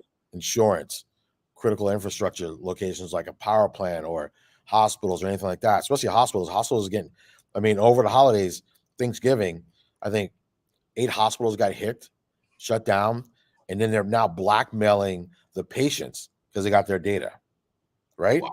That's, showing you the threat of, we don't have access to our data. How do we protect this? This is patient. You think of HIPAA and everything, compliance. Everything goes out the window at that point. You're like, all my information's out there. Now they can sell it. This is what these threat actors are doing. Then how do you, even let's say you pay the ransom, you paid the 43 million, how do you trust your data after that? How do you trust a thief that's already stolen from you just to be nice and give you back your data without anything happen to that data? They haven't massaged that data. That's the risk, right? It's like, I want to pay you this money, but how do I know I'm getting all my data back? And people that have known to pay the ransomware have gotten their data back, and it's all everywhere. It's just all over the place. So And it's not even that's the challenge. It's not intact. So Yeah. you got your data back, but then you can't even, maybe it's not even usable or not. Is it 20%? I mean, it's a mess, basically, what it comes down to. Yeah, it's a mess. I mean, and that's the risk, right? I mean, once they get your stuff and they can give it back to you, but it's not going to be an easy process. It's not like they're giving it back to you in the same format that they stole it. They're just going to throw it over the fence to you and go, thank you, have a nice day. And oh, by the way, maybe we left something behind in that data file and we're still in your accounts. Again, as you said earlier, like, you know what, I'm gonna hack you again. Give me 6 months. You're gonna feel good. I'm coming back to you because I've already planted something in there. And sometimes you can't see, your tools can't detect that anomaly because there's some kind of anomaly in your data that kind of explodes that payload. That's very, very interesting. That's the challenge, right? It's not knowing. It's like leaving a landmine behind that's just sitting there, right? Just leaving it, just let it simmer, let it go through your files, everything else, and we'll just stay in here as long as we want and come back again and get another attack from you, right? I mean, they'll send cyber forensic people in there, and hopefully, I mean, that's what MGM did after theirs. They spent over $1 million on cyber forensic experts to see, hey, are we still safe? Is there still anything left in our systems? And that's where you take that risk. But a lot of organizations don't have that money, don't have the money to do that. So it's something that people need to think about after a cyber attack. And if you want to pay, and the FBI tells you not to pay ransom attacks, but it's still your organization, and to give you an example, also, these threat actors are becoming so bold, right? So the SEC now has new rules that if you're attacked, you have to report to them within 4 days, right? So these ransomware attackers hit this organization. The organization never reported to the SEC. So what the hackers do, they called the SEC and filed a complaint that this company didn't report the hack that they did against them. Yeah. Yeah, you got it. And that's the thing. Once you're in their noose and then you're in their crosshairs, it's hard to get out. One thing I like about the Levon Center is that the forward thinking. Your cyber range is located within the Levon Innovation Center. Yes. It is located on the NSU or the Nova Southeastern University campus. And you've got relationships on a government level, an academic level, an enterprise level, a startup level. So you get a lot of exposure, and then you're able to help these organizations. Does the cyber range give, like, I don't know if you call it a guarantee, but what is the expectation as they get through your program that they're going to receive? It's not necessarily a guarantee, but it's more they'll understand right away how important it is to consistently keep up with that training. I mean, Grant, I'm in the cyber range right now. You can see with my background, everything like that. You've been in here. When you walk in this, it's a military-grade cyber range that's been approved by the FBI, NSF, DOD, Cyber Command, all signed off on it as a military-grade range. So when you walk in here, it's like walking in the Pentagon. Door closes, there's no windows, it's soundproof and everything else. So you feel like you're in an environment that you're going to get the training that you need to start preparing you for a cyber attack. And that's what you need. You need to feel like, okay, if I had a cyber attack, I need to go to my war room and I need to start planning and training and preparing that. And if it happens in real life, my team would need to be in its own separate room, being able to address those issues. So when they're here, they get it right away within the first 30 minutes of, okay, this is serious. I need to be paying attention. So it's not about coming in here and you're on your cell phone going through the stuff. We make sure the information or the training we're giving keeps you engaged. And that's the challenge thing, right? You go to a lot of organizations, it's in a conference room, it's over here, you have distractions, people want to check your email. We make sure it's very engaging from the start, that you get the feeling that, okay, I need to go through the scenario as if it's a real life scenario. I like that. The reality of it, the authenticity of it. And I like what you said even earlier, like you have a plan, just like, I'm into sports. I'm sure you're into sports, right? Every coach comes out there and their team, to come out there with a plan. This is what we're going to do. Here's our A, B, C, D, our contingency. But there's a team on the other side of, in this game that's coming out with their plan. They're going to implement it. And when you actually see the game, all of a sudden, what 3 or 4 plays in, you throw out the plan. You gotta reassess everything. I want our viewers, our audience to understand that you might have a plan, but when it actually happens, you're actually in a situation, that's when you realize, wow, plan A didn't work, plan B somewhat, was there, plan C, well, I didn't see my guy, going down and getting hurt. I didn't see someone else, all these other things. Real life kind of comes into play, right? Yeah. And that's the way you look at it. I mean, we know that famous saying by Mike Tyson, everybody's got a plan to get punched in the mouth. Right? I mean, and that's really like a cyber attack. Once you get that first punch in the mouth, and the eyes start tearing up and everything, and you're backing up and you're trying to get your legs underneath you, that's a cyber attack. That's that feeling of the unknown, like, where did that just come from? I didn't know it was going to be that powerful of a hit. Okay, do I have what it takes to fight back against this? And that's where, like you're saying, that plan B, plan C really comes into effect of, okay, what do I need to do? Do I need to move to the left? Do I need to move to the right? What do I need to do to stop the next blow that's coming? And you need to think about this as you're going through it, as you need to train in that same manner, like that reaction, that response of, okay, I know it's coming left because they're going left, not a problem. I can move past that. That's how you need to plan for your cyber attacks I know I'm going to get punched in the mouth. I just don't know when it's going to happen, but it's going to happen. It's inevitable. And a lot of organizations that kept saying, it's not going to happen to me. It has happened. I mean, large organizations. I mean, our government agencies got hit in July, 7 of them, DOE. Now, these are organizations that focus on cybersecurity every single day. Now, if they can get hacked and breached, what's going to say that any other organization cannot get hacked and breached? Now, let me ask you this. So now we hear about the frightening realities of it. And let's just say, all right, I'm taking, John, you've convinced me. Yeah, I got our team. We are going to go ahead and take you up on cyber awareness training.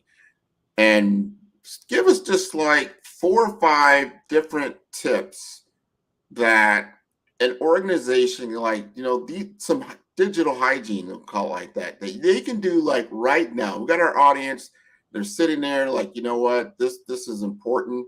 Give me some tips right now that I can begin to utilize before I take the training so I can get better prepared.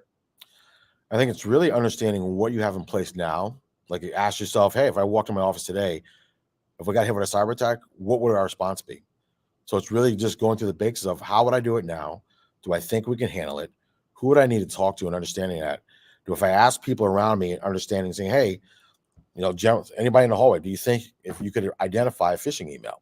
Do you think you be able to understand something? And who do you send that information to if you think it's a phishing email, right? Understanding that whole protocol internally, preparing yourself. So as you come in, you can understand where you're weak and where you're strong, and going, okay, I think we're strong here based on these things here, but I think we're definitely weak here. And this is where we need a lot more help. And even on the areas that we're strong, how can we get stronger in those areas that I think we are? And do we have the right personnel in place, right? And a lot of organizations, they have people that wear many hats, especially on the IT side, where you don't have the budget to hire a highly technical person or the right person, someone that's been on the job doing what we call OJT training, right? On the job training, trying to learn as they go along, and they have all this pressure on them. I mean, these technical people have a lot of pressure on them because they're that front line of defense. But if they don't have the backing of the organization, of the leaders, of the people that are working on the computers, their job is twice as hard because they're always running around putting out fires. So understanding that before you come in helps you prepare to understand, these are the things I need to learn. And what do I need to learn after this, right? How do we continually keep doing this and growing and making sure that every time we do the training, it gets stronger and better, and our awareness gets stronger and better for my whole organization. I like that preparedness, that current state, really understanding your current state. Because then when you come into the cyber range, you kind of know, you've done your own internal assessment as best that you can. Yeah. So then you're going to get the most out of the actual training that's taking place at the range. And then I like what you said earlier about certifications. A lot of these CISOs, and some people are like, what is Grant talking about a CISO? What is it? That's the Chief Information Security Officer. People don't realize the pressure that these CISOs have on them, and that there's incredible turnover in that particular department of just security. So talk to us a little bit about that. And that's what's been going on a lot now. Is these what they call these CISOs, like Grant was saying, is the pressure on them is twofold.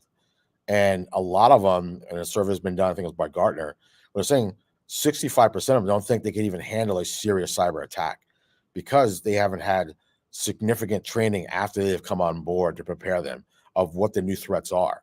And that's where a lot of people always ask, oh, well, how much should we budget for cybersecurity? And average cyber attack or a data breach is $4.5 million, right? $4.5 million, or would you rather budget $250,000 a year for continuous cybersecurity training and awareness training? And that's where it is. And this is where the CISOs have this pressure of trying to make sure their people are prepared and trained up aboard. But also, some of them might be in positions where they're not getting paid a lot. So because they're in such high demand, they can be snatched up for a very significant salary to go elsewhere. Now, if that happens, ask in your organization, ask yourself who can backfill that fast. Because right now, the demand is out there for cybersecurity experts that you're not going to fill that role in a month, 2 months, 3 months, maybe not even 4 months. So during that whole period, if this person leaves, how are you addressing it now? Who's got the training to step in to do that? And this is where the importance of taking care of your CISOs and those technical teams when it comes to cybersecurity, giving them the training they need, let them get their certifications. That way, they're not going to want to leave because they know they're being taken care of and they feel comfortable that they know what they need to do. But two, now they're more secure and thinking they can stop an attack. Yeah, and we talked about this, but we really got to hone in on the fact that the digital landscape is changing.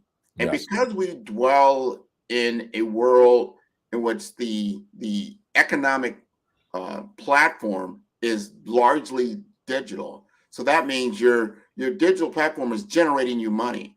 And this is what's attracting the nefarious actors. So they're looking at that like, wow, like right now, you look at the NASDAQ, you look at the stock exchange, and you see, wow, what are the top 10 companies in the world? And they're digital platform companies. You know, your Amazons, your Googles, your Airbnbs, your Ubers, and all that. Like, this is transacting all the time. A lot of companies are now digital entities. Yeah. So you've got to understand, how do you get the awareness and training? Just like when you bring in new people on board, the first thing you do, you're going to start training them on your systems. You start training them on your processes. You start training them how to do the work. How much are you investing in your cybersecurity training as a part of that, not just as an afterthought? And it needs to start in the beginning, especially for startups. But organization, any new technology that's adopted, right, digital transformation, will have a cybersecurity component to it.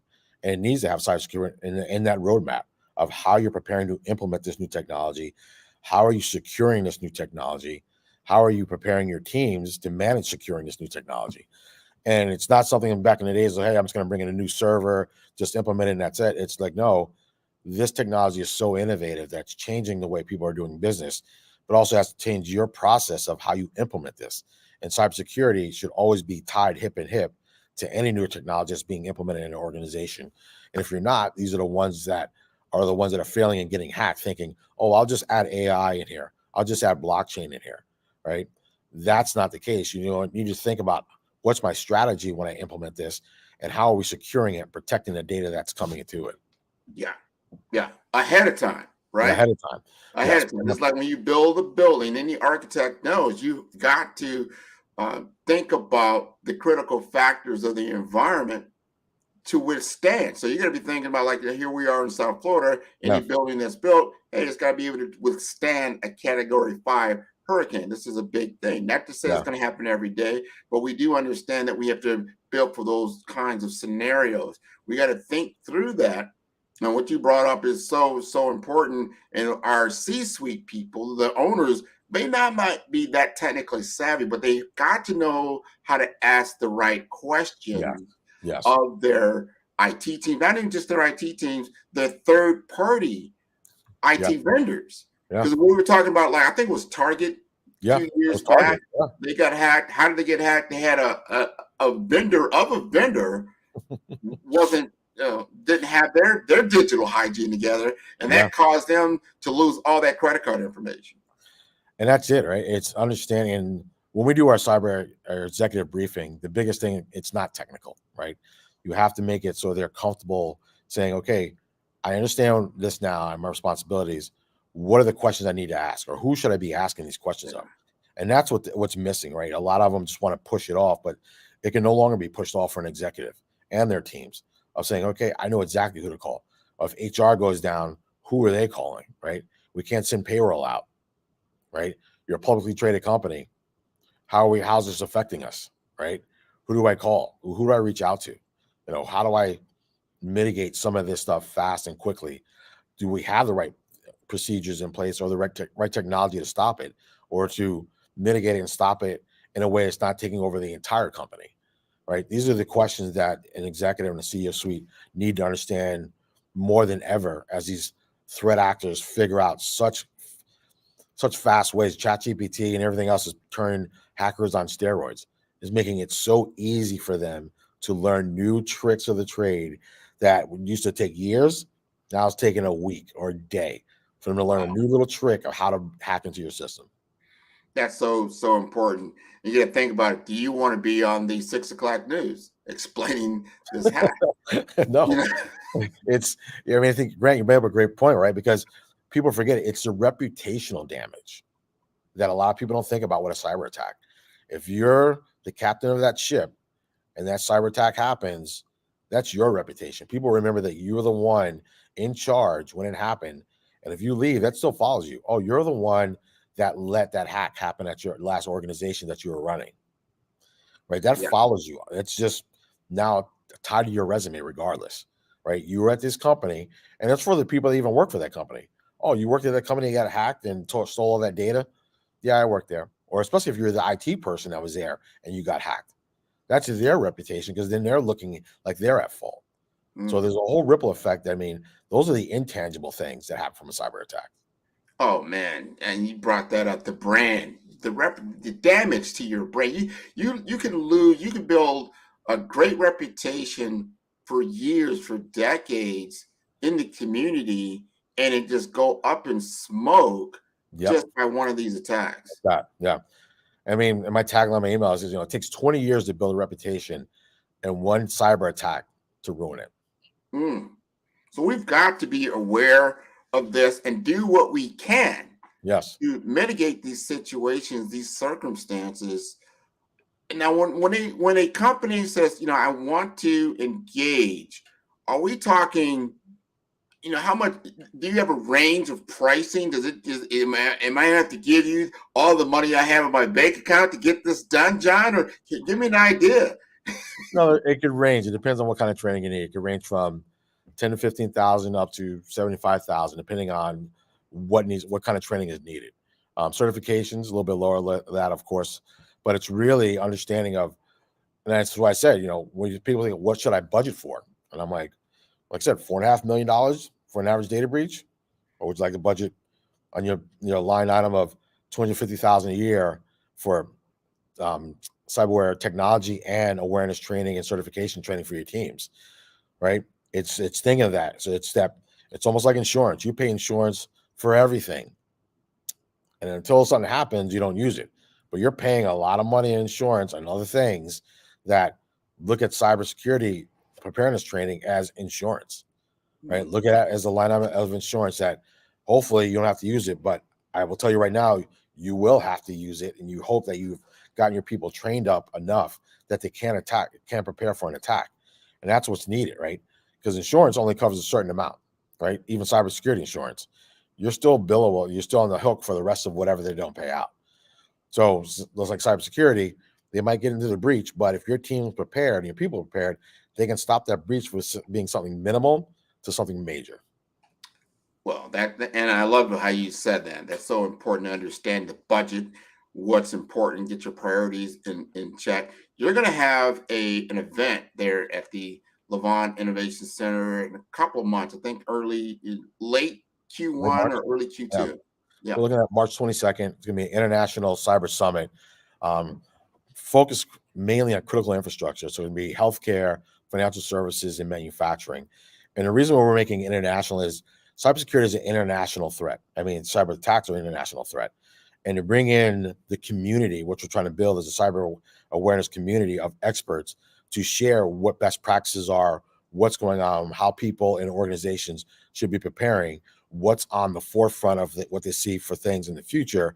This what this cyber awareness and cyber summit, I'd say, is about. It's really bringing together these experts, this industry, and then the people that need to be understanding and aware of, hey, what should I be learning from? Or, okay, what are countries like Spain or Colombia or Costa Rica or Mexico doing when it comes to cybersecurity?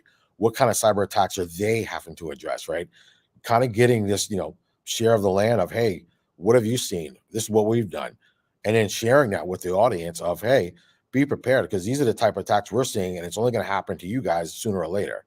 And that's what it really brings together. And I think it's going to be a great event, in my opinion.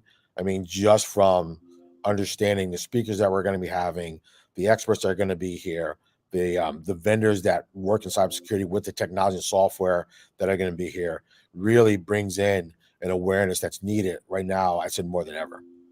This is so important, so important. Thank you for sharing that. I want everybody to understand that even this particular network, we do this as a fundraiser for our kids to get exposure to professionals like John Riley III, to get exposure to the Levon Innovation Center. And this is done as a fundraiser. So we want to make sure that we take advantage of this, that we keep this going. It's so, so, so important. And we are in the gift giving season. You have been giving us gift after gift after gift after gift, John. This has been wonderful. I've got just one more question for you, because I'm a part of your partnership program and what that does. And then when you're talking about pricing, there are some discounts involved when you work with a partner like 5-Star BDM. Talk to us a little bit about that. And working with organizations like 5-Star BDM really makes it easy, because 5-Star BDM is in that community, knowing the people that need this training, but their expertise with 5-Star BDM is really saying, hey, I want to bring you in to expertise that you need to be prepared for. And it's working with experts of saying, hey, who do I go to for cybersecurity training, Grant? Who do I go to 5-Star BDM to work with people that are in this organization that are going to help me? And you have to work with a partner like 5-Star BDM to align you with people that you can help and people that want to have that help. So, I mean, I love the partnership that we have with 5-Star BDM, and really, I think it's just going to help others that are in the organization and companies and even community saying, hey, I know to go to who has their finger on the pulse of cybersecurity. It's 5-Star BDM. They know where to get me in touch with people, what kind of training I'm going to need, and where to take me in my organization. So I feel comfortable that I'm paying for the right things. Exactly.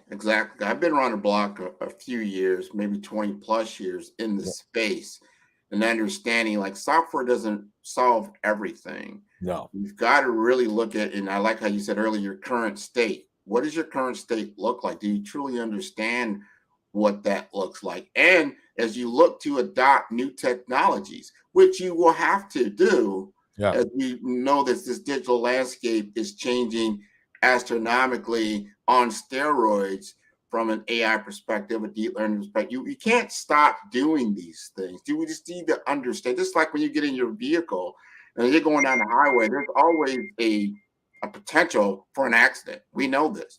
That doesn't stop you from jumping in your vehicle. It doesn't stop you from getting in your jet. It doesn't stop you from moving forward in innovation.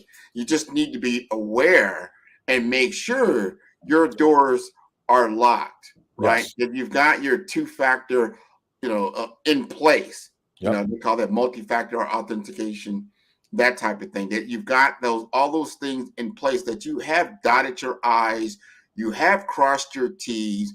Let's look at it as a framework. Let me look at it from the lens of how a cyber insurance company is going to look at you and understand kind of where you're at. And then I'm going to contact John, like, look, let's put this baby on the road. Let's go ahead and see if this walks like a duck and quacks like a duck, and make sure it's not a dog. Because when we go in there and these guys are in there like, this is like going into the NSA, they were like, man, you tried. You tried, yeah. That's it. And you want that feeling. I think you're hitting. I mean, you want the feeling of, wow, like, okay, this is really serious now.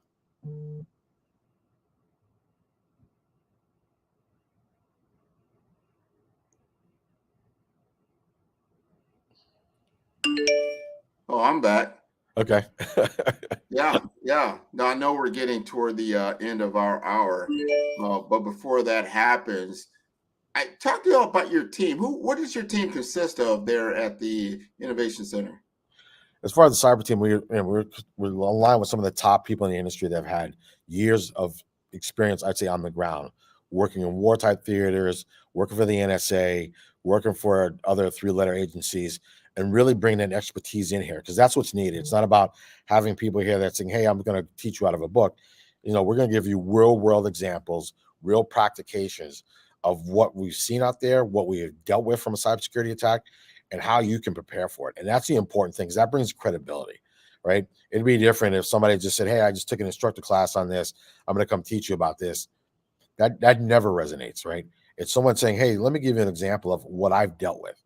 And now this is how you could deal with it in your organization. Here's how you can prepare for it based on my experience of where I failed at stopping it, or how I prepared enough that we stopped it early enough on. And that's what's needed when you're having people in cybersecurity of, let me hear from an expert, not just somebody's going to tell me something out of a book. And that's what we want to align ourselves. When we pick our affiliate partners like 5-Star BDM and others, it's really on the lines of, let's pick the right expertise people that bring in here, that bring credibility. So when people are here for their training, you understand they're getting an experience that is going to resonate when they leave. They'll be able to apply it as soon as they get back to the office, and then ask other questions of, okay, how do we go back? Because I want to go through this exercise again. I want to see if we did it better. Interesting. And I've been there. You've got a crack team there, not just in the cyber, because the Levon Innovation Center has different, you would call centers of excellence. Yes. On the campus, right? Yep. And cyber, every time I go, there's always somebody coming in and out of the cyber range. I'm like, hey, I was just up there, learning something or doing an exercise. And there's other centers of excellence that they have actually robots right there that are moving around. It looks something out of the future. Just describe for the team, because a lot of people, they haven't been there. Maybe they've seen some videos. Yeah. Walk us through what's happening there at the Innovation Center. So the Innovation Center, it's 54,000 square foot room, floor of innovation. We have an AI lab that has a digital twin city in there, robots, everything, 3D printers. It allows entrepreneurs to come in here to test their ideas as well, which is a great thing.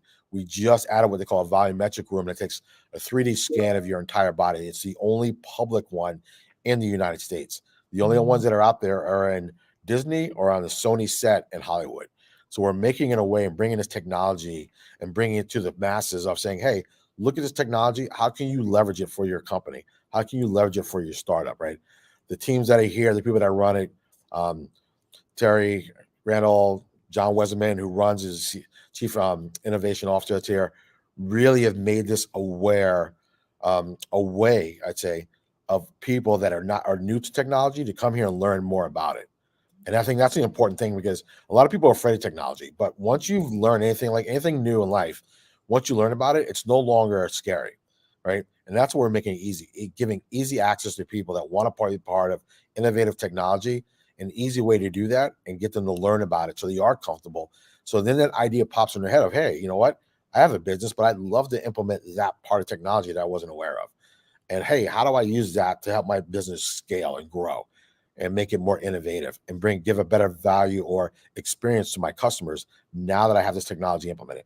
That's what I look at the Innovation Center that brings to people and organizations, of giving them the access to innovative ideas and thoughts, and then allowing them to implement it in a way that they're comfortable. So true. Especially I go back to what I talked about earlier, when you understand that these digital platforms kind of rule the world. Yes. You have a chance. You have an idea. I talk to so many people that I have an idea. This is going to work. But we want this to happen. We need to reimagine our world, reimagine certain processes, reimagine how things get done. Yeah. But then you've got to have a way to test it.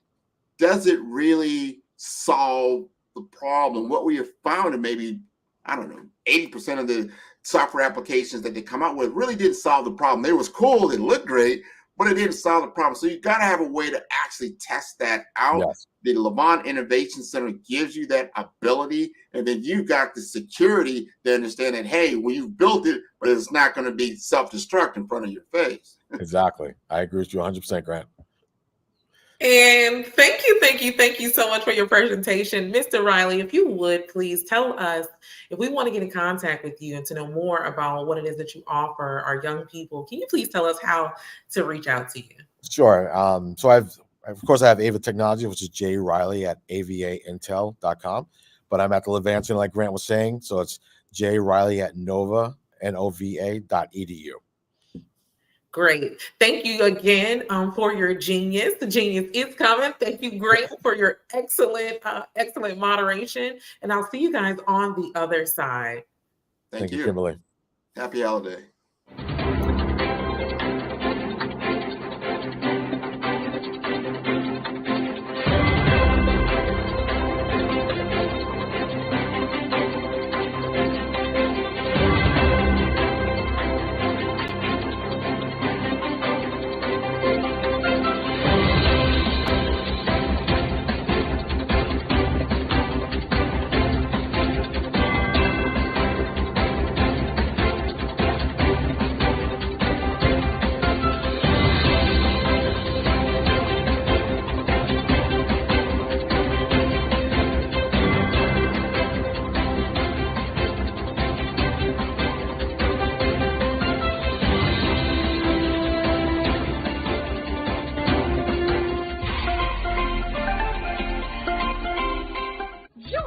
Dr. Eric Kelly III and a host of phenomenal speakers from all around the globe for this 7-day virtual event that you don't want to miss. The mission of the Black Business Expo is to raise scholarship money from kids all the way from high school, all the way from college. The Black Business Olympics is one of the largest Black business showcases in the world. It is an opportunity for businesses and companies to showcase their businesses globally. We are going to be giving away laptops up to $5,000 away to students. Again, I'm Olivia Appleberry, the founder of 2 Cents Finance and one of the speakers for the expo. I am so excited to see you there. For more info, go to www.blackbusinessexpousa.com or call 919-308-9090 and hope to see you there. I am Black business. From the moment I wake until the time I sleep. Yes, I am Black business. I am Black business. Tell me, are you Black business? I am Black business. Do you support Black businesses? Listen, I support Black business because I am Black business. Black Business Expo, one of the largest business showcases in the history of Black business in the world. The world! Sign up today at www.blackbusinessexpousa.com or call 919-308-9090. I am Black business. I am Black business. From the moment I wake until the time I sleep, I am Black business. I am Black business. Are you Black business? I am Black business. Do you support Black businesses? I support Black business because I am Black business. Black Business Expo, one of the largest business showcases in the history of Black America in North Carolina.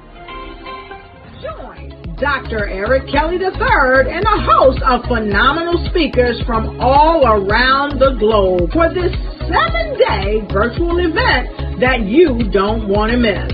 The mission of the Black Business Expo is to raise scholarship money from kids all the way from high school, all the way from college. The Black Business Olympics is one of the largest Black business showcases in the world. It is an opportunity for businesses and companies to showcase their businesses globally.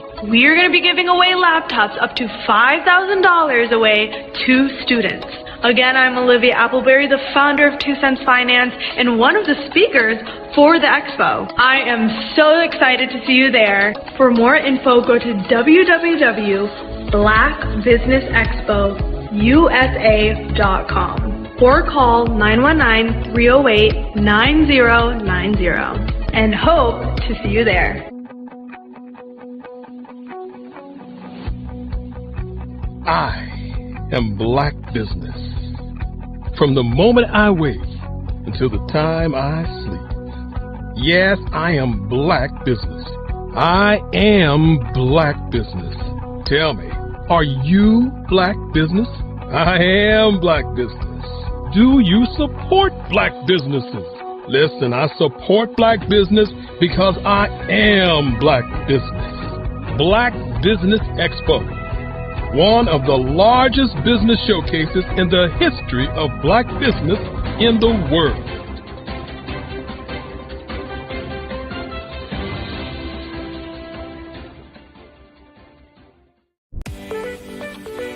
You are in the right place at the right time. The Black Business Network opens again for its Black Business Olympics, a 24/7 broadcast on business, strategies, global branding, social media marketing, finance, advertisement, and much, much more.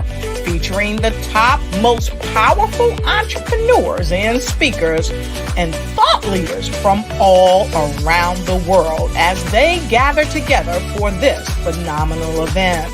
Join the Black Business Network streaming live into the metaverse. STEM City, USA, Black Multiverse, Pod TV, Roku, Hulu, iHeartRadio, Apple TV, YouTube, TikTok, Instagram, Google Podcasts, Facebook, LinkedIn, IBM TV, Spotify, and Twitch. Tune in today and be a part of this amazing movement. The Black Business Olympics welcomes you.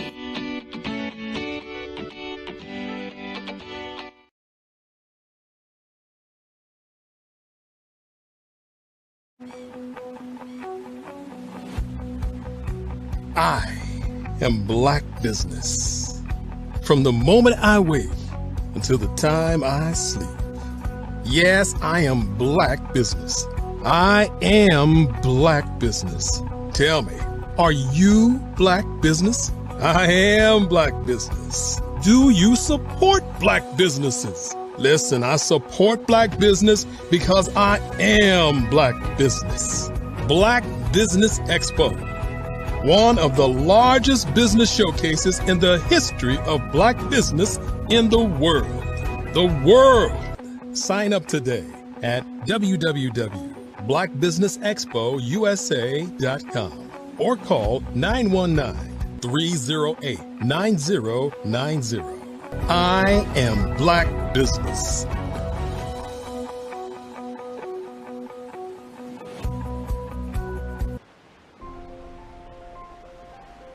What if you could build your own city? A place where every child can find nurturing people to help them achieve their full potential. A place where every adult can access job training support, where health education is abundant, where social justice ruled the land. A place without limitations. Welcome. You have arrived at STEM City, USA. It is what every city should be. A safe and trusted community where you find people and resources to help you become everything you are and beyond. STEM City is unlike anything you have ever experienced. It is a digital twin of the world around you, only better. STEM City is about energy and soul renewal. It is more than a digital world. You can almost feel the power of live cultural events, music, and theater. STEM City promises a better future for children with caring mentors and hands-on activities with dedicated tutors to support our youth. STEM City is your passport to a healthy lifestyle with weekly events addressing our community's many issues. STEM City is your financial well-being with helpful information on wealth management, career advancement, job training, and so much more. STEM City is the community you deserve. It is the city where your dreams can come true. STEM City USA, a place in the sky that is accessible to all who reach for the stars.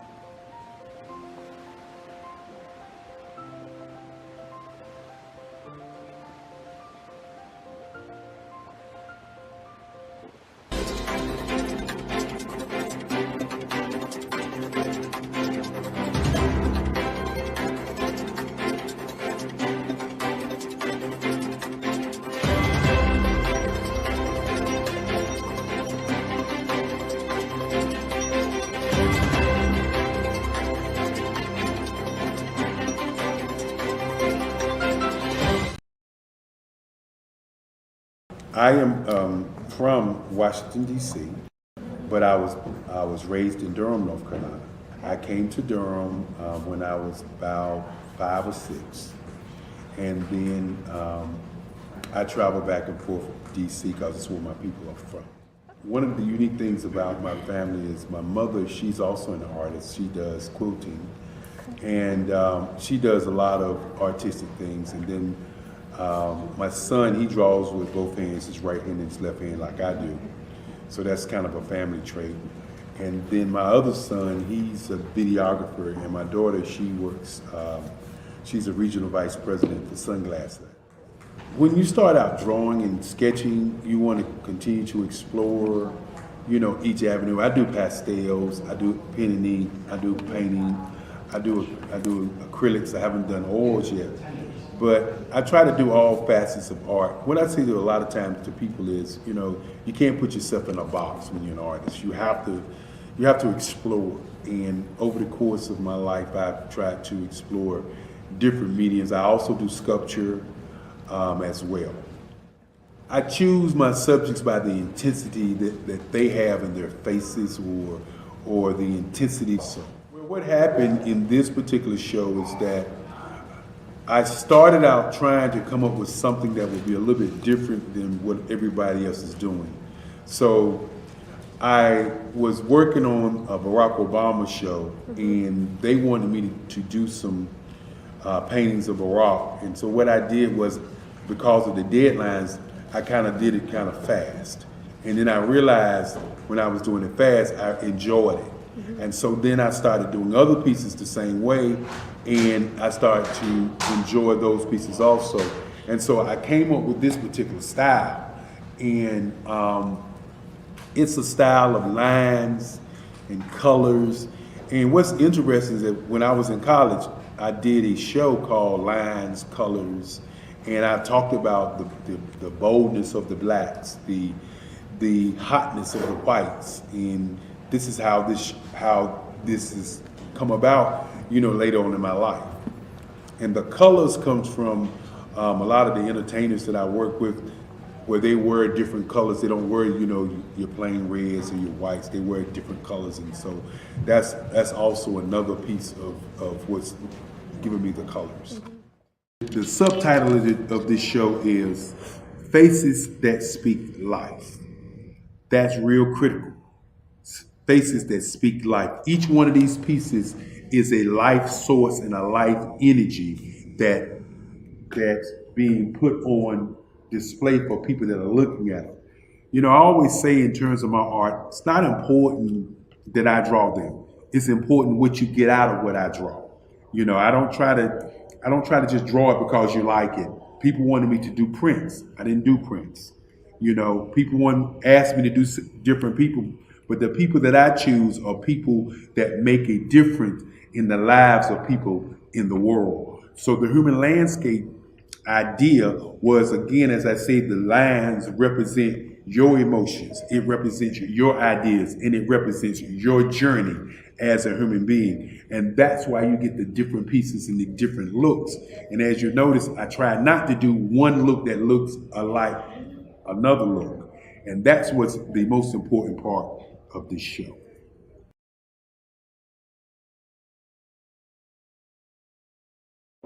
Ladies and gentlemen, and fellow professionals, please allow me to introduce myself.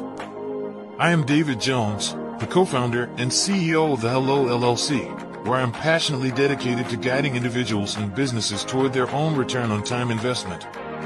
Time is my only competition. With over 20 years of experience as a corporate C-level executive, I bring a wealth of knowledge and expertise to the Hello LLC. My career journey has been marked by a relentless pursuit of excellence in marketing, strategy, and business management leadership. I have had the privilege of working with renowned Fortune 500 companies such as Xerox, American Airlines, Hilton, and Geico. However, what truly drives me is the transformational work we do at the Hello LLC. We are pioneering a new approach to business in the metaverse, where we empower businesses and individuals to build strong foundations, automate their processes and systems, while thriving in the ever-evolving digital landscape. More than just a 3D digital marketing agency, the Hello LLC is truly a community built on love, kindness, and integrity. We want more for you than from you. As I often say, collaboration is the new competition. In an era where time is the most precious commodity, I am here to guide you toward your own return on time investment, because if time was sold in stores, it would be sold out. With a deep commitment to excellence and a strong belief in the power of community, I don't just lead a company, I lead a movement into the future of business. Ladies and gentlemen, it is both an honor and a pleasure to be your guide on this remarkable journey. I am David Jones, and together, we will embrace a future marked by success, collaboration, and the transformative work we do at the Hello LLC. Hello stands for helping everyone live life optimally.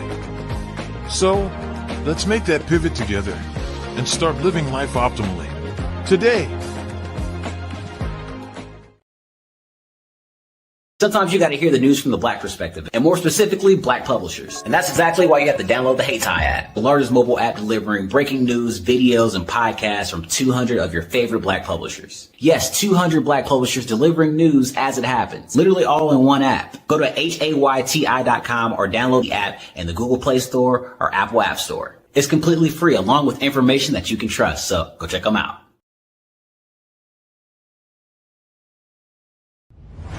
Social media is evolving. It's more vibrant, more colorful, more energetic, and so are you. It's not just photos anymore. It's video, it's audio, it's subscriptions. And now there's Fanbase, a new monetized social network. Fanbase delivers the complete native app experience with full content monetization for every user. No algorithms that shadow ban your engagement or growth, and no ads. Follow anyone for free and subscribe directly to your favorite creators for $4.99 a month. Plus, show some love by tipping on any post. Also, make a Fanbase page and monetize your content the same way. Finally, connect with your followers by posting the amazing content you already create. And now, get paid for it. It's time to energize and monetize, because everyone's a fan of something and everyone has a fan base.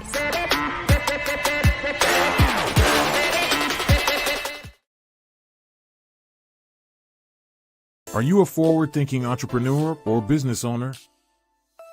The world is changing faster than ever, and it's time to pivot and adapt to the future.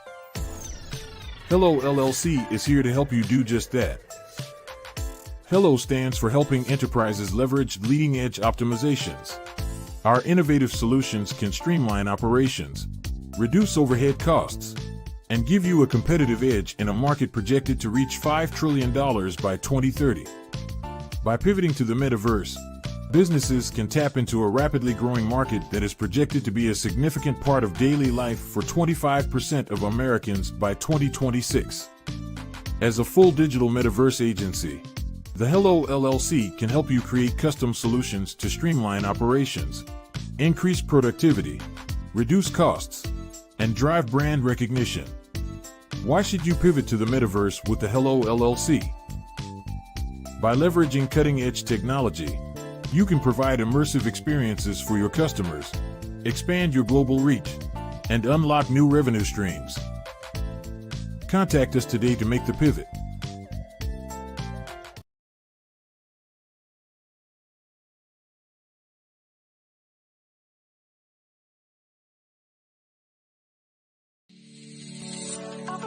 Did you know that our black dollar only lasts for 6 hours in our community? Yet other communities, their dollars last for 19 to 30 days. The Black Wall Street Nation. Black Wall Street Nation. Yes, that's why we created the Black Wall Street Nation. Black Wall Street Nation is a centralized directory available to all black businesses across the world. I was born in a little village on the island of Haiti. Many deadly diseases pounded me. It is as if they were on a mission to end my existence on this earth. I refused to give up. In 1983, I left Haiti and came to the United States of America. And I came with $5, 2 shirts. I didn't speak any English. I came to Atlanta. I got a job. I was a doorman. I was a doorman with a dream. What I used to come on stage. I'd rehearse this moment that I'm standing in front of you. That's the power of a dream. Maybe today is the day you begin acting as if you already have it. And then step out with full force. Take a risk. No condition is permanent. Don't let your situation distract you. You are chosen. You are called. You are born for a purpose in this life.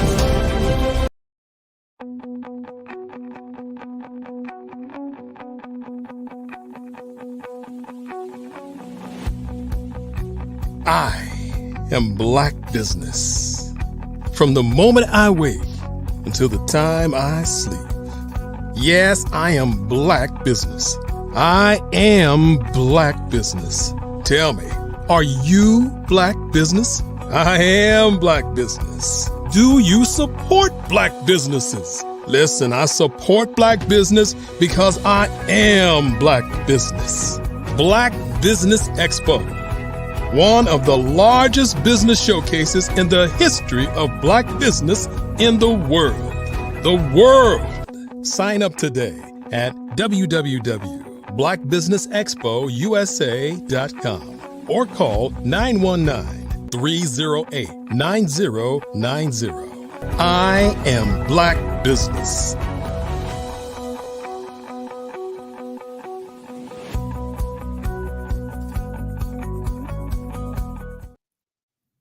And good morning, business owners, entrepreneurs, thought leaders, and corporations. And welcome for showcasing Black businesses, business owners, entrepreneurs, and thought leaders worldwide. We have speakers from North Carolina, London, Singapore, Africa, Japan, and cities all over the United States.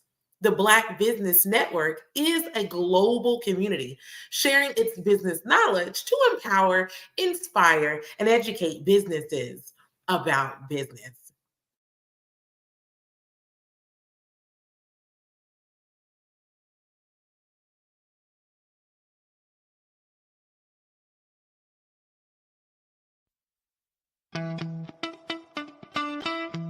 How many times have you been asked to help someone you didn't even know, a student, a business entrepreneur? Or did you ever even ask, where did they end up? That business, that friend, that entrepreneur. Well, just maybe they ended up in a gang, bankrupt, homeless, or worse, dead. Maybe they turned to crime, drugs, and alcohol. Did you ever wonder? Did you destroy their dream, or was your life always so easy? At the Black Business Olympics, we started a movement to help students complete. Give them hope and foster success. Help them to leave their dreams of providing laptops, computers, and up to $5,000 in scholarship funds. Today, we ask you to help a student a business owner or an entrepreneur to realize their dream by sponsoring them, supporting them, and buying from them. And welcome back. So we have speakers from North Carolina, London, Singapore, Africa, Japan, and cities all over the United States. The Black Business Network is a global community sharing its business knowledge to empower, inspire, and educate businesses about business. I have with me today a keynote speaker who's going to talk to us about leaving your side hustle and becoming a business owner. Her name is Renata Brown, and I want to just tell you a little bit about her accomplishments. She is the CEO of Dreamspire TV and the founder of Black Hour Street. Black Hour Street is a media company that produces business, search engine, and distributes online magazines, books, and TV shows for artists, entrepreneurs, and motivators. She has over 5 years of experience as a media entrepreneur, creating platforms that amplify the voices of diverse and talented individuals. As a platform builder, marketer, and interviewer, she has developed multiple skills that enable her to deliver high quality content and services to her clients and audiences. She has interviewed celebrities, covered red carpet events, and founded and executive produced the GAN SPA Awards, a prestigious event that honors gifted artists in neo soul and poetry. Her passion is to help people achieve their dreams and inspire others through media. I want to present to you Renata Brown. Hey, Coach Kimberly, how are you? I am wonderful. It is so good to see your face on this great morning. Could you please tell us a little bit about yourself? Okay, well, I've been here for almost 2 years, so hopefully people know the basic things that I do, and I usually talk about collaboration, and we're going to talk about that a little bit, and then we're going to get into some Q&A.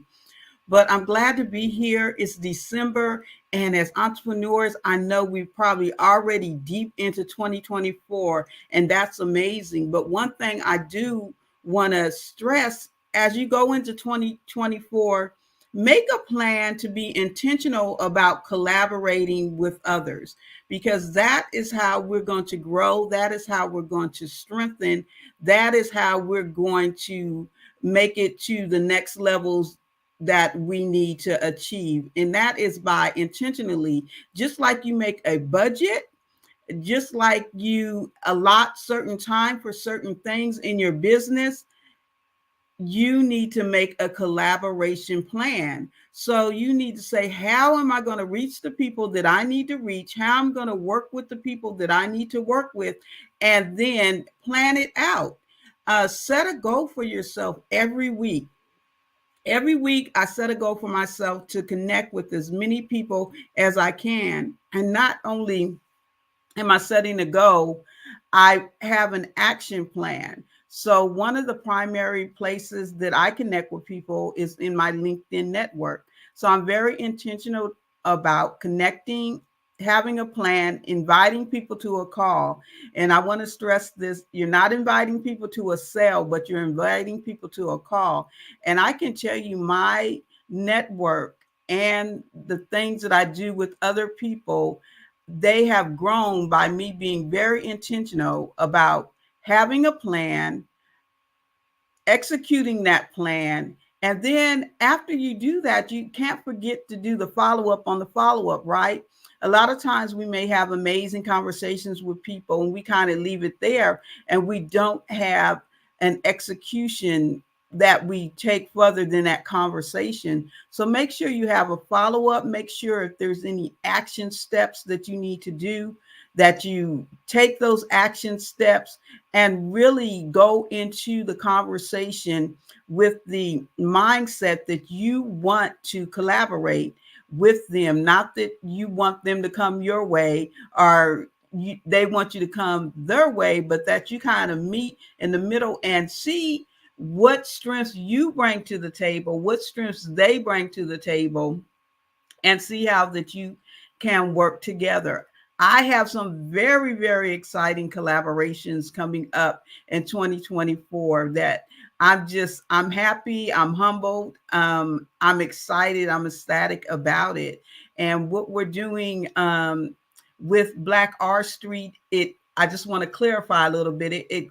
It's a combination of what we do in the other brands. So we have Dreamspire Books, and that is a platform for authors where we have an online bookstore with over 200 authors in our online bookstore. We also do a streaming show, Authors TTV, as well as we have Dreamspire Books, the magazine. All of our shows, when they stream, we put them up on Spotify as well. So what we do in Dreamspire Books, we're taking that and we're doing a very exciting collaboration that I'm going to talk about in a few minutes. And then one of the other parts of our platform is E-Inspire, where the E stands for entrepreneur and the M stands for motivator. And that is a place where we showcase businesses. We showcase them on our website. We showcase them in the various magazines that we do. We have a magazine that's coming out that we still have a few sponsor spots available, which is the Who's Inspires Who's Who of 2024. We have put over, let me see, we put 60 people on that cover in the last 2 years. So we do magazines a little different. So you can be on the cover of an international magazine and get a 4-page spread. We have a few more spots open. So if you're listening to me or you hear the replays in the next couple of days, definitely check that out because we do have some opportunities available for that issue. I'm excited about it. This is going to be the biggest and the best one that we've done to date for E-Inspire Who's Who. If you're Who's Who, hey, check us out. And then we have Dreamspire TV. And Dreamspire TV is a place for our entertainment brand. And that's where we do the red carpets. That's where we do the interviews.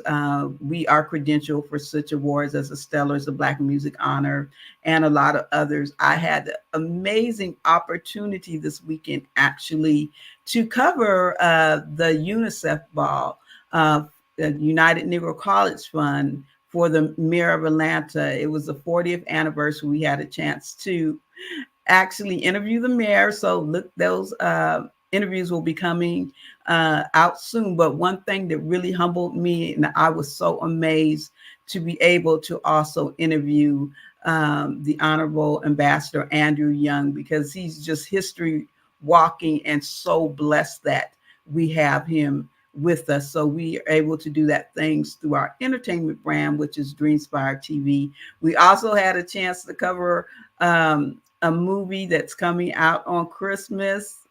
What Lies Under the Tree is an action adventure, and Cynthia Bailey from the Real Housewives of Atlanta co-produced it. And so we were actually able to interview her and some of the cast members on Sunday. So I love what I do on all aspects, the entertainment part. That's fun, that's exciting, but my passion is putting people on stages, giving people an opportunity to shine, and collaborating with other businesses.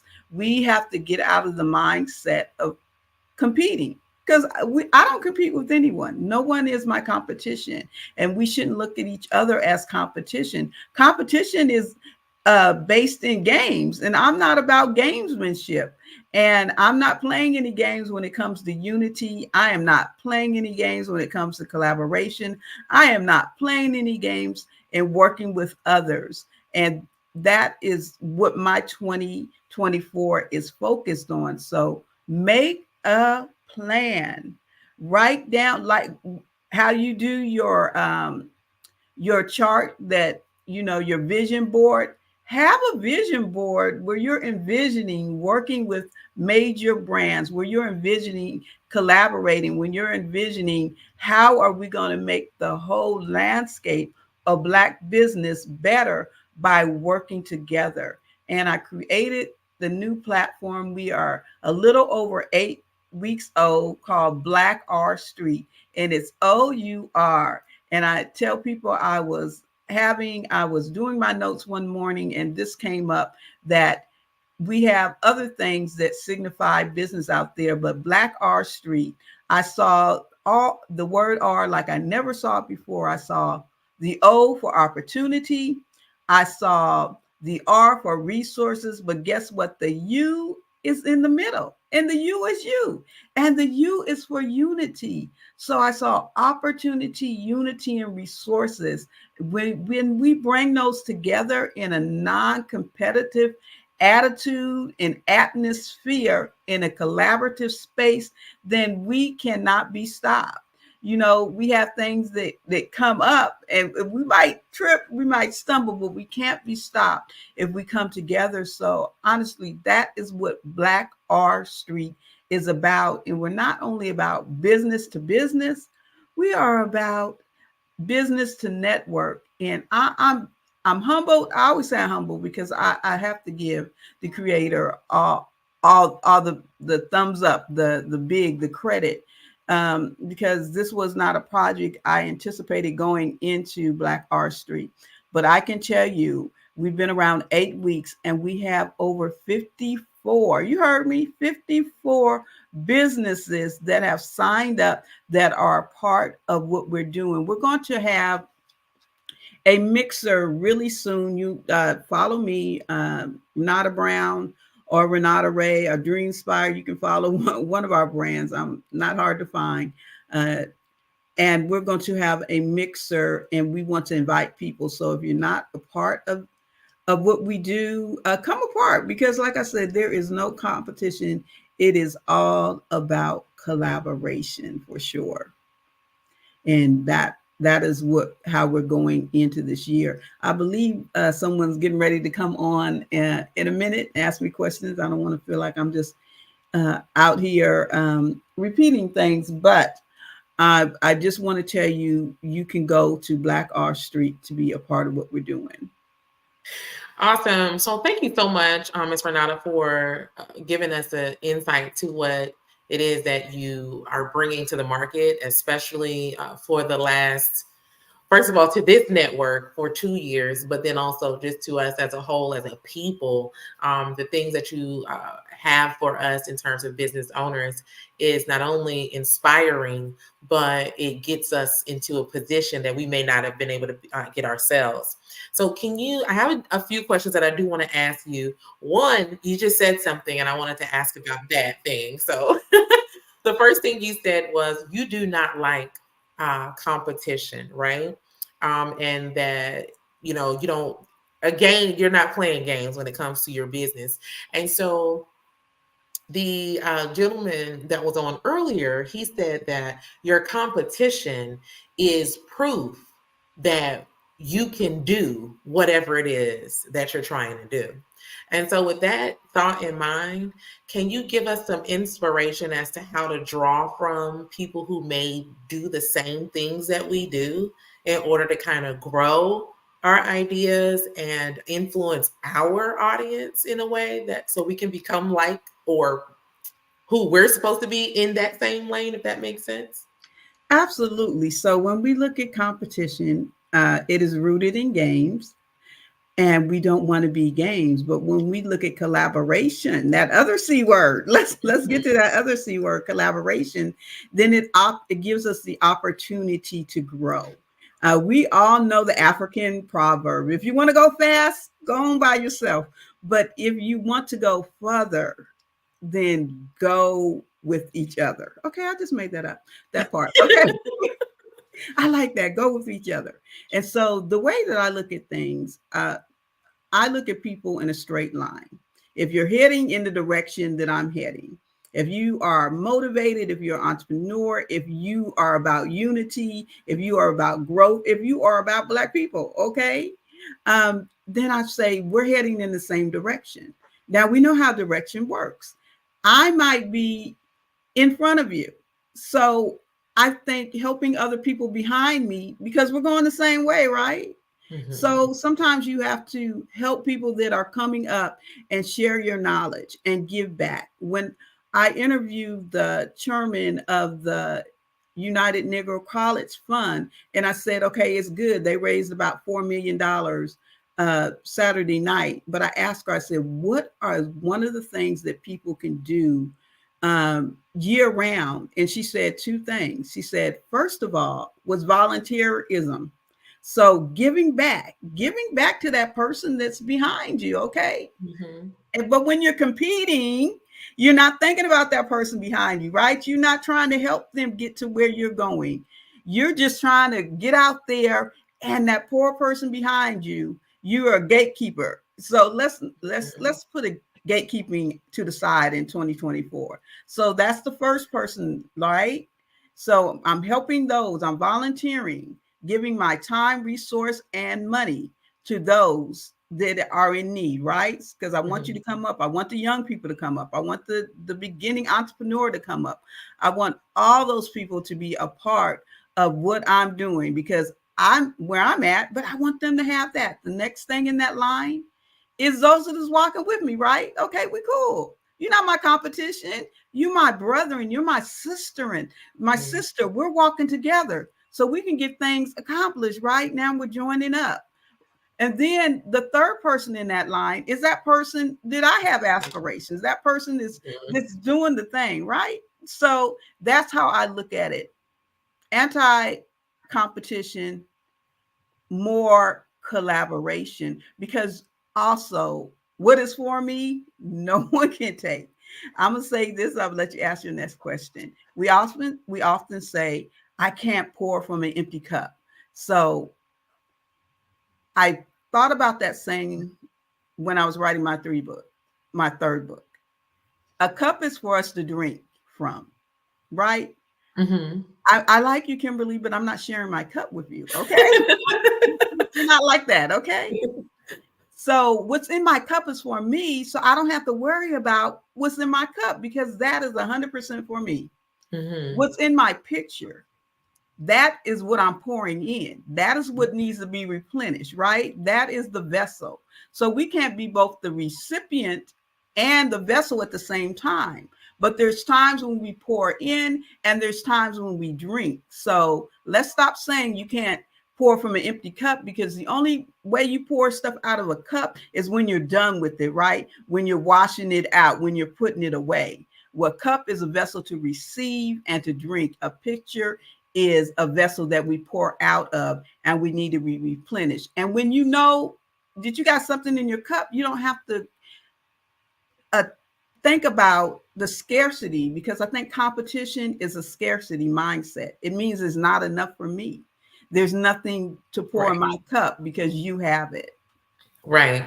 I love that. I love that. I love that. I love that. One of the things that I heard most about what you were saying is coming from a place of abundance, right? What I have is enough to give the person who's behind me, because they're not where I am. The person next to me we're carrying the same thing, so we can walk alongside one another. And the person ahead of me has what I need next, right? And so I love that. I love that. I love it. So let me ask you this question. You've been a part of a lot of different scenes, right? When it comes to over the generation, right? You've been a part of a lot of different spaces and places for our Black faces. And so my question to you is, do you think that we as a Black American or Black people have an equal start today in business compared to 20 or 30 years ago? No. And I'm going to tell you why that's an absolute no. Okay. Because I remember I've always been an old soul. So as a child, I remember ruminating, and as a teenager, on the statement, every generation must declare its right to be free. And so you see the same things happening over and over again, because people forget, they don't stand up. If we look at, and I'm not going to get all political, but if we look at what's going on in this country today, we can see that a lot of the rights that were fought for are being eroded. They're being taken back. They are rolling back affirmative action. They're rolling back so many different programs. So each generation, our generation, has to stand up and say, wait a minute, we have more tools than we had in the past. We have more opportunity than we had in the past, but we still don't be fooled. We have to get out there and affirm our right to be free, because laws are popping up every day. We see what's happening with the Fearless Fund. If you're not familiar with the Fearless Fund, how that there's a lawsuit saying that they can't give money dedicated to Black women, and that's against the law. And they won the first round of, well, they lost the first round of their lawsuit. So we have to be aware. We can't say, oh no, we did this and that's it. We have to be diligent. I'm saying two words about what's going on and be locked in. And now more than ever is a time for us to unify and not compete, but to collaborate. Nice. And I love that. I love that explanation. I love why it's a no. So thank you so much for explaining it that way. But in the vein of collaboration, let's talk about that. So there is a 7-day literacy program that you have that you're actually partnering with the Black Business Olympics about, right? So what is that? Tell me a little bit about that. Oh my God. So that California came out in me. I am so absolutely excited that we're going to be mirroring what is happening today, but we're going to be mirroring it in the literary space. So next year, for 1 week solid, 7 different topics on 7 different days, we will be talking about the literary world. And so we're partnering with the Black Business Olympics on this. We have spaces for authors. We have spaces for publishers. We have spaces for book coaches. So each day we'll have a different topic. So we'll be talking about marketing. We'll be talking about publishing. We will be talking about nonfiction, character development, and all of that. So a part of what I do at Dreamspire Books is that I was on another platform where we did a room for almost 3 years, and it was called You Gave Birth to the Book, Now You Have to Raise It, right? And so with that, I found out a lot of people don't understand that being an author is a business. And we're going to give it to you every month for a week, the business of being authors. We want you to be better. We want your voice to be out there, but we want it to be quality. We want you to understand what this business is about, and we want your voice to be heard. But guess what? We're not only partnering with the Black Business Olympics, we are partnering with the Harlem Book Fair, okay? Yes. The oldest book fair in the country, 50,000 authors strong. Wow. And so they're a part of it. We're going to be up on their website, I think either today or tomorrow. And so you can sign up at their website. They're going to be bringing resources, and we're going to be giving resources over there. We're going to have a quarterly magazine, or 2 magazines, so you'll be in mine, and we're doing one for the Black Business Olympics, an actual magazine. So we're going to be doing the thing in 2024, and I am like excited about it. You can sign up. You can go to Black R Street and go to Black R Books. You can, I'll put something out on LinkedIn. We have some things too, but we want you to sign up. We want you to sign up, authors, publishers, get your time in, share your expertise, because even though it's been a proliferation of Black authors, we are still only about 6% of all books written. So even though it's been growing, we definitely have a long way to go. And what I found out, what I find is people use the term self-publishing, but self-publishing is a whole lot of things that entail. And if you don't know what you're doing, then you are going to do yourself a disservice and your readers a disservice. So understanding that business is important, because we need our voices out here. Books will last long after we're gone. We want people to read us and know us and to be inspired by us, to be educated, and also to be entertained. Because honey, I love me a good fiction book. Absolutely. Absolutely. Nice. So I have 2 more questions for you. Okay. All right. So the next question is, is there any, I know you said that you're going to be going on the Harlem Book Fair's website, but is there any promoting that you're going to be doing, any upcoming promoting for the event that you'll be doing? Absolutely. We're going to be out doing a lot of things. We'll probably do a series of pop-up shops too, as well, to let people know, and some calls, because we want this to go off. Having content, as you know, from here for a week, that's a lot of people involved. And so I'm excited about what is coming up, and with them partnering with us is going to be a big lift coming out of the gate with this initiative, because wow, how, coming out of the gate with the biggest book fair in the country. Yes, I'm loving it and being a part of this, and Dr. Kelly's vision to even expand, because yeah, he definitely has a vision to do that. When he first approached me, I said, let me think about it. And I thought about it, and I was like, yes, I love it. This is something that we're going to do. And I'm very excited about it. Nice. And do you already have the date and time for your first pop-up location? No, not for the first Okay. pop-up. Okay. We're going to try to do something tomorrow. I don't know. I'll just say it. I was in a very serious car accident, but God is strengthening me and he's blessing me. So, but I still have to, take that. So it will be in the next couple of weeks, though. You can look out for it, that we are going to be out there. So if you don't follow me, follow us. Follow me on LinkedIn, Renata Brown.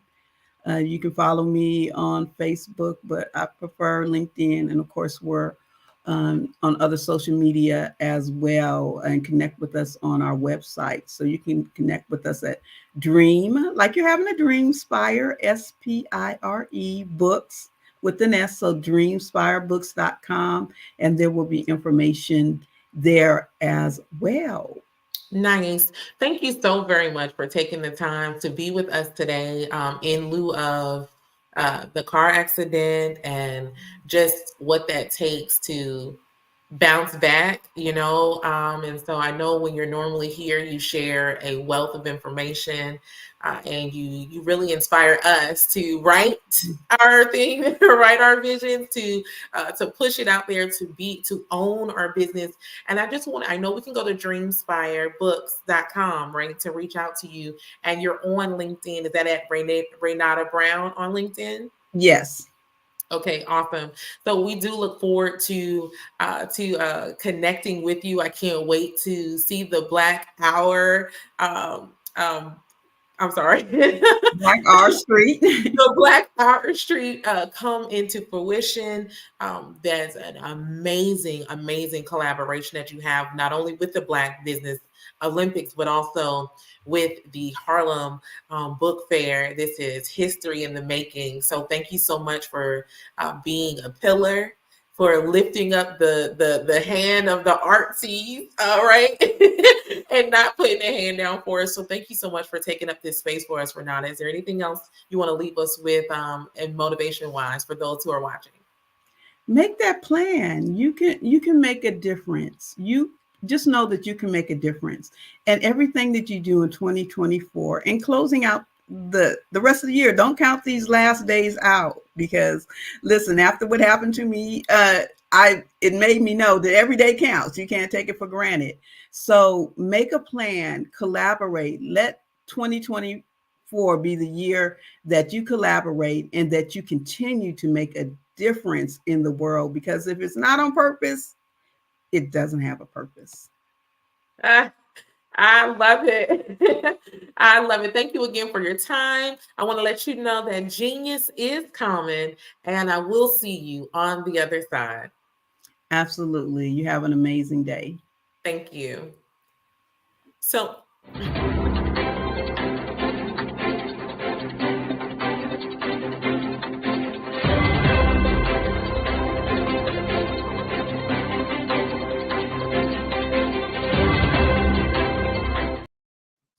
The Black Business Expo's mission is to raise funds for high school seniors going to college or K through 12 entrepreneurs.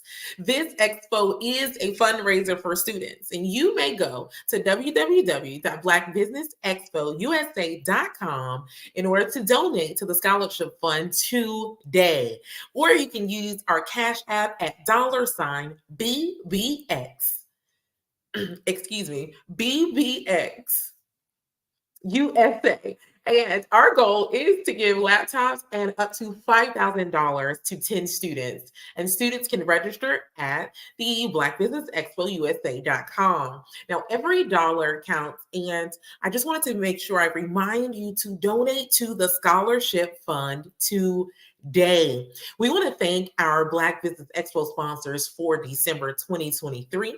Those sponsors are North Carolina 100, Moody Capital Partners, Suede Soul, Lotus Richey Coaching and Training, Carolina, Virginia Minority Supplier Development Council, Step Management, BHS and Associates, 5-Star BBM Media, Margie McLean Foundation Incorporated, Hello LLC, Genius is Common, Earth Essentials, Milani Shani Global, Executive Women's Success Institute, The Quality Coaching Company, Superwoman Business Services, Creative Force Studios, Lee Entertainment, Artistic App Design, and the Black Business Expo USA. Genius is coming, and I'll see you on the other side.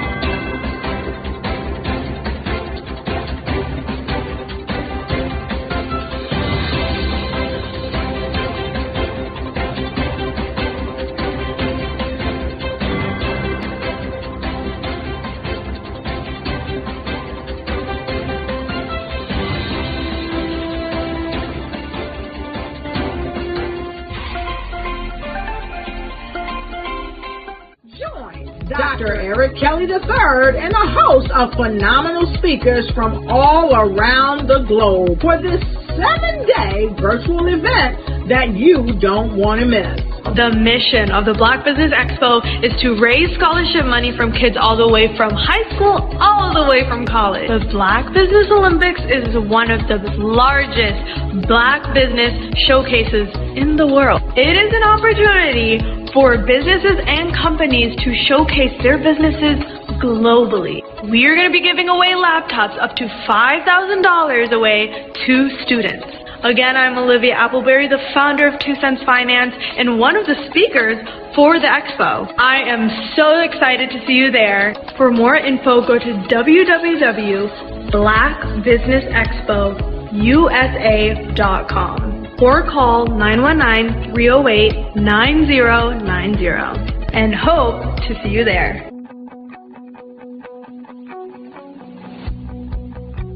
I am Black Business. From the moment I wake until the time I sleep. Yes, I am Black Business.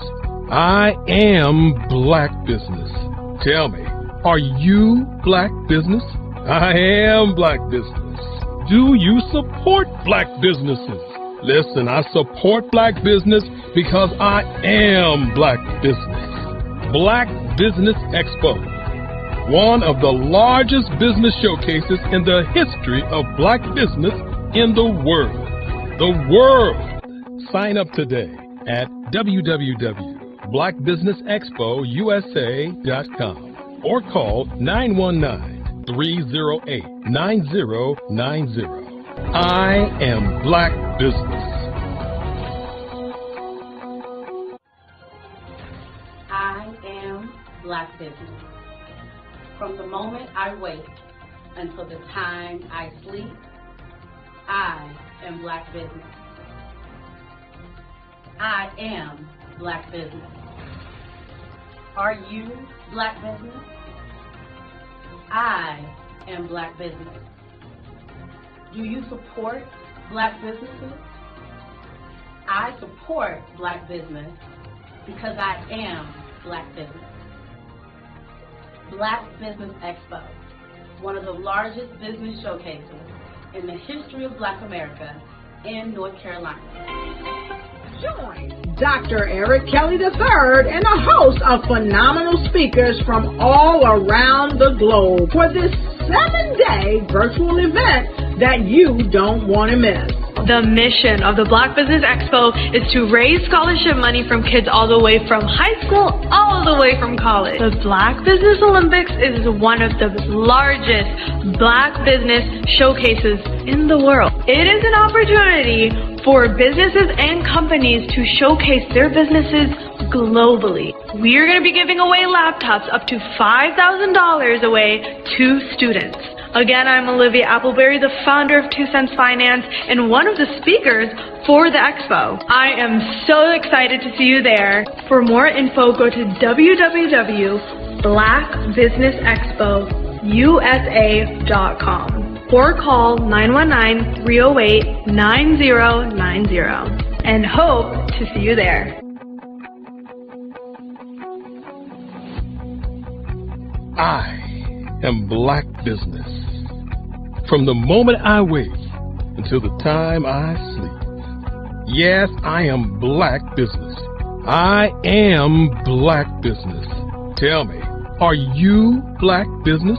I am Black business. Do you support Black businesses?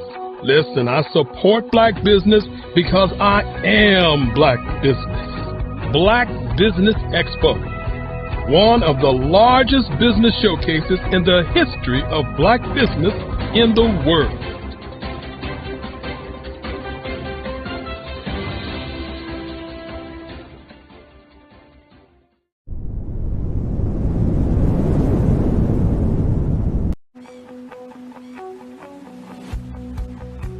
I am Black business. From the moment I wake until the time I sleep. Yes, I am Black business. I am Black business. Tell me, are you Black business? I am Black business. Do you support Black businesses? Listen, I support Black business because I am Black business.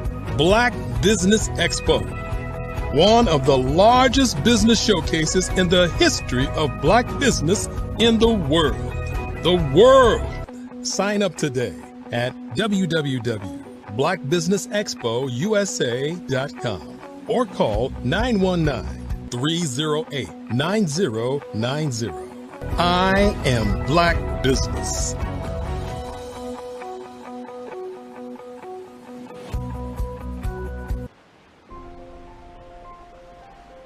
What if you could build your own city?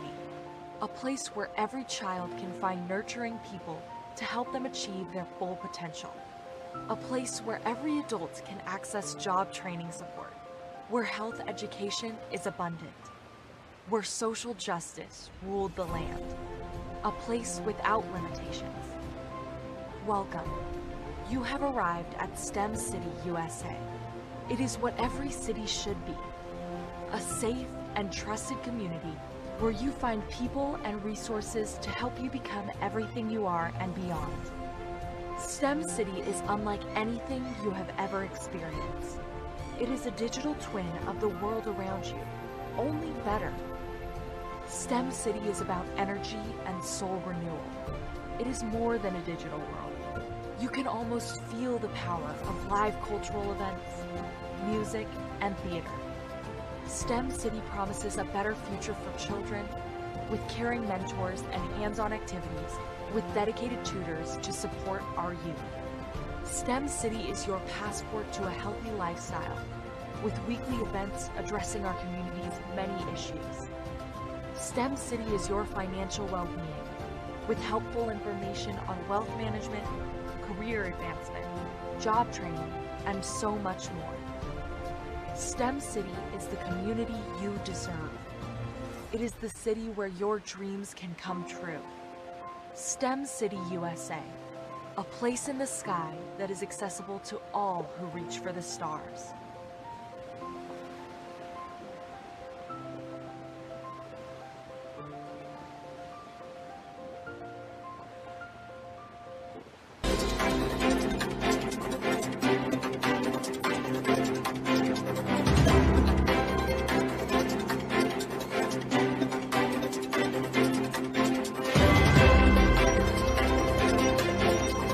I'd like you to imagine with me, if you will, opening an app where you can collaborate with like-minded individuals from around the world, get inspiration and in-app tools to launch and grow your business, as well as share your knowledge and earn compensation, all in one app. Well, the name of that app is Truso, short for Truly Social. Hi, I'm Matthew Newman, the founder and CEO of Truso, a new concept in social media. Truso is designed from the ground up to be a platform that's both social and empowering for all its users. How exactly do we do that? I'm glad you asked. First, Truso brings the world together via video. Psychologists assert that video provides a significantly more effective connection than audio only. When you enter a community on Truso, you're face to face. Second, on Truso, you don't have to have 1 million followers to monetize. Our business model allows all hosts and moderators to monetize, no matter the size of your following, by 1, producing fee-based content, and 2, inviting others to join the platform as subscribers.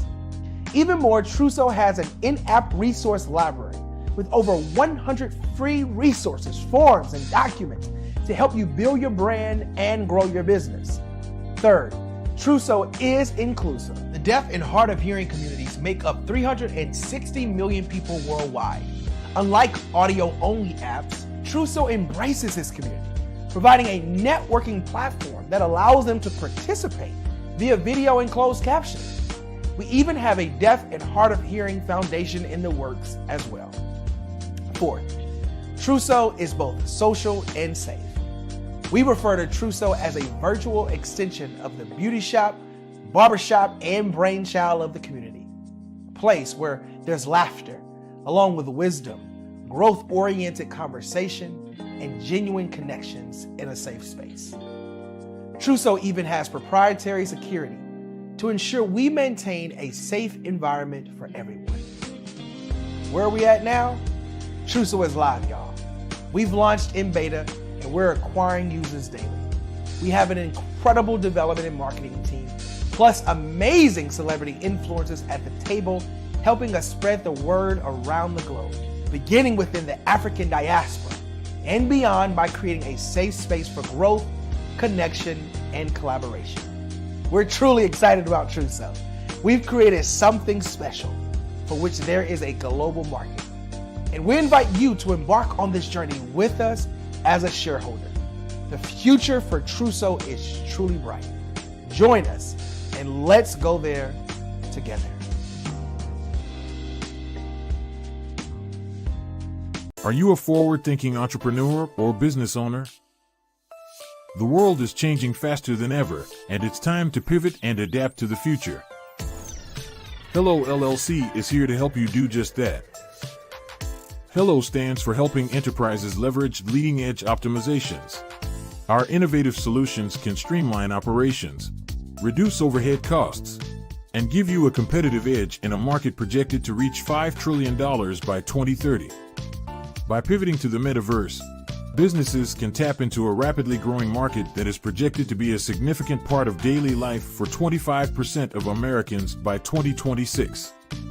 As a full digital metaverse agency, the Hello LLC can help you create custom solutions to streamline operations, increase productivity, reduce costs, and drive brand recognition. Why should you pivot to the metaverse with the Hello LLC? By leveraging cutting-edge technology, you can provide immersive experiences for your customers, expand your global reach, and unlock new revenue streams. Contact us today to make the pivot.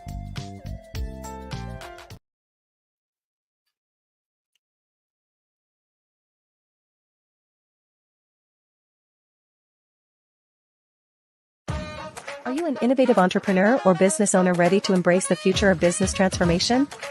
The world is evolving at an unprecedented pace, and it's crucial to adapt and pivot towards success in this dynamic landscape. At the Hello LLC, we are dedicated to guiding you through this transformative journey, offering a comprehensive suite of services that extend beyond the metaverse and 3D immersive experiences. Our mission is to empower businesses and brands by assisting them in building, branding, systemizing, and automating their operations. We specialize in steering businesses from a two-dimensional existence to a thriving three-dimensional presence, where opportunities abound. We help businesses harness the power of technology to work smarter, not harder, enabling them to operate efficiently and stay ahead of the curve. Our diverse range of services includes Our Biz in a Box is a complete business solution package designed to jumpstart your entrepreneurial journey. From strategic planning to digital infrastructure, we've got you covered. Your one app, one tap solution. Our Motion Work AI videos transform your brand storytelling with our cutting-edge AI-driven video production, captivating your audience like never before. Our 3D VR environments will step you into the future of immersive experiences. With our custom 3D virtual reality environments that engage and captivate your customers. Lastly, in our Pivot membership program, we offer tailored guidance and support to either show you, teach you, or take care of the transformation process for you. According to a 2023 study by Fundera, a staggering 28% of small businesses in the United States do not have an online presence. This statistic underscores the importance of embracing digital transformation. Having a website is more than just an online presence, it's a gateway to unlocking numerous benefits, including reaching a broader audience, showcasing your products or services, generating leads and sales, establishing trust, providing customer support, and maintaining competitiveness within your industry. The Hello LLC is committed to helping you excel in all these aspects of modern business, not just limited to the metaverse alone. Why should you choose the Hello LLC to navigate this transformational journey? By partnering with us and harnessing cutting-edge technology, you can provide immersive experiences for your customers, expand your global reach, reduce operational costs, and enhance brand recognition, all while working with a company that holds integrity in high regard. Our commitment to ethical and principled business practices ensures that your journey towards success is not only innovative, it is also firmly rooted in trust and transparency. Don't wait. Take the first step towards a brighter business future. Contact us today to explore how we can support you in developing a remarkable digital presence and immersive experience that will leave a lasting impression. Sometimes you got to hear the news from the Black perspective, and more specifically, Black publishers. And that's exactly why you have to download the HeyTie app, the largest mobile app delivering breaking news, videos, and podcasts from 200 of your favorite Black publishers. Yes, 200 Black publishers delivering news as it happens, literally all in one app. Go to HAYTI.com or download the app in the Google Play Store or Apple App Store. It's completely free, along with information that you can trust, so go check them out.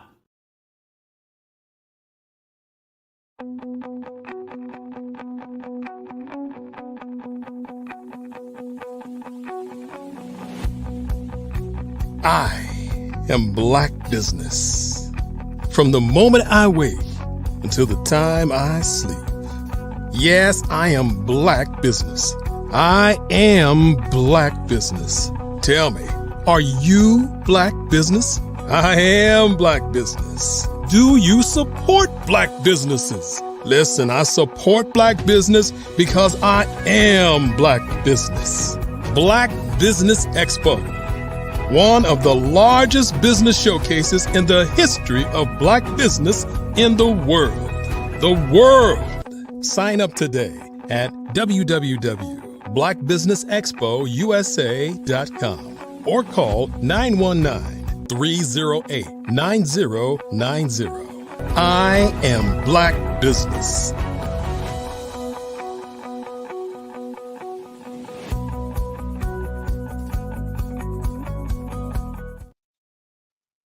And good morning, business owners, entrepreneurs, thought leaders, and corporations, and welcome to the Black Business Network.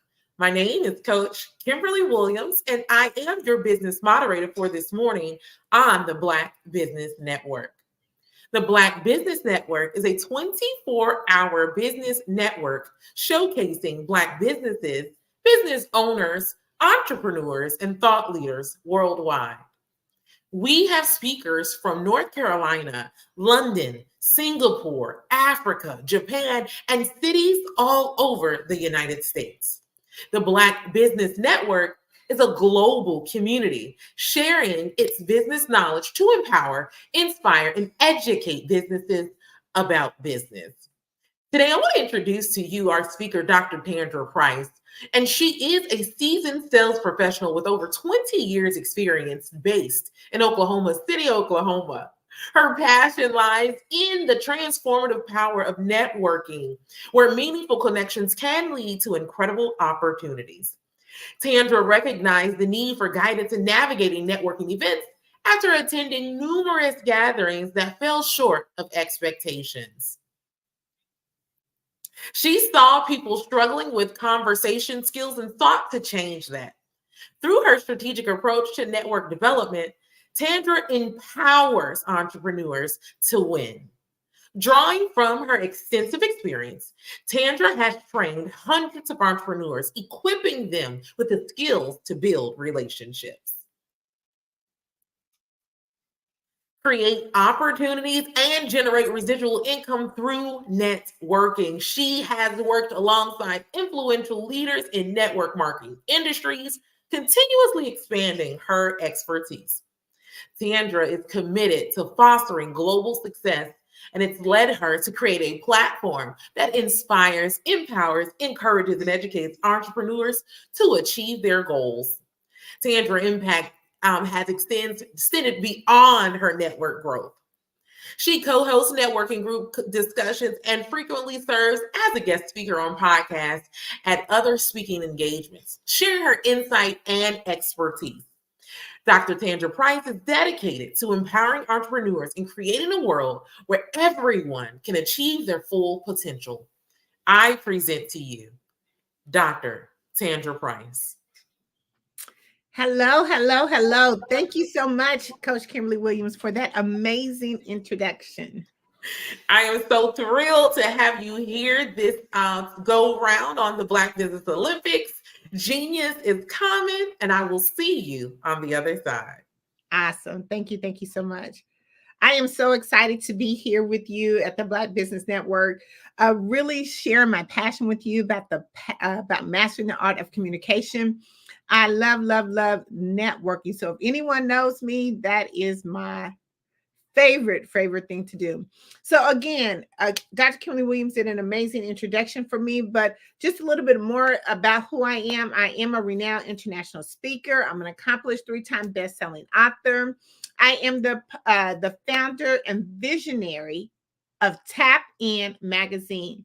It is a global recognized publication where we have over 500,000 plus online distributions, and we are in the UK. Tapped In Magazine solves the problem in helping entrepreneurs expand their network and broaden their audience and to generate more sales. I'm going to talk to you about 5 important key things on mastering the art of communication. We're going to talk about the best way to start a conversation. When is the best time to network? What is your plan when it comes to networking? And how do we incorporate this amazing free platform, which we call LinkedIn, into your conversation? And most importantly, lastly, how can Tapped In Magazine help you to be able to reach your goals? If you're not aware that there's approximately every 2 minutes, someone somewhere is engaging in a conversation. You probably didn't really realize that because we often look at it.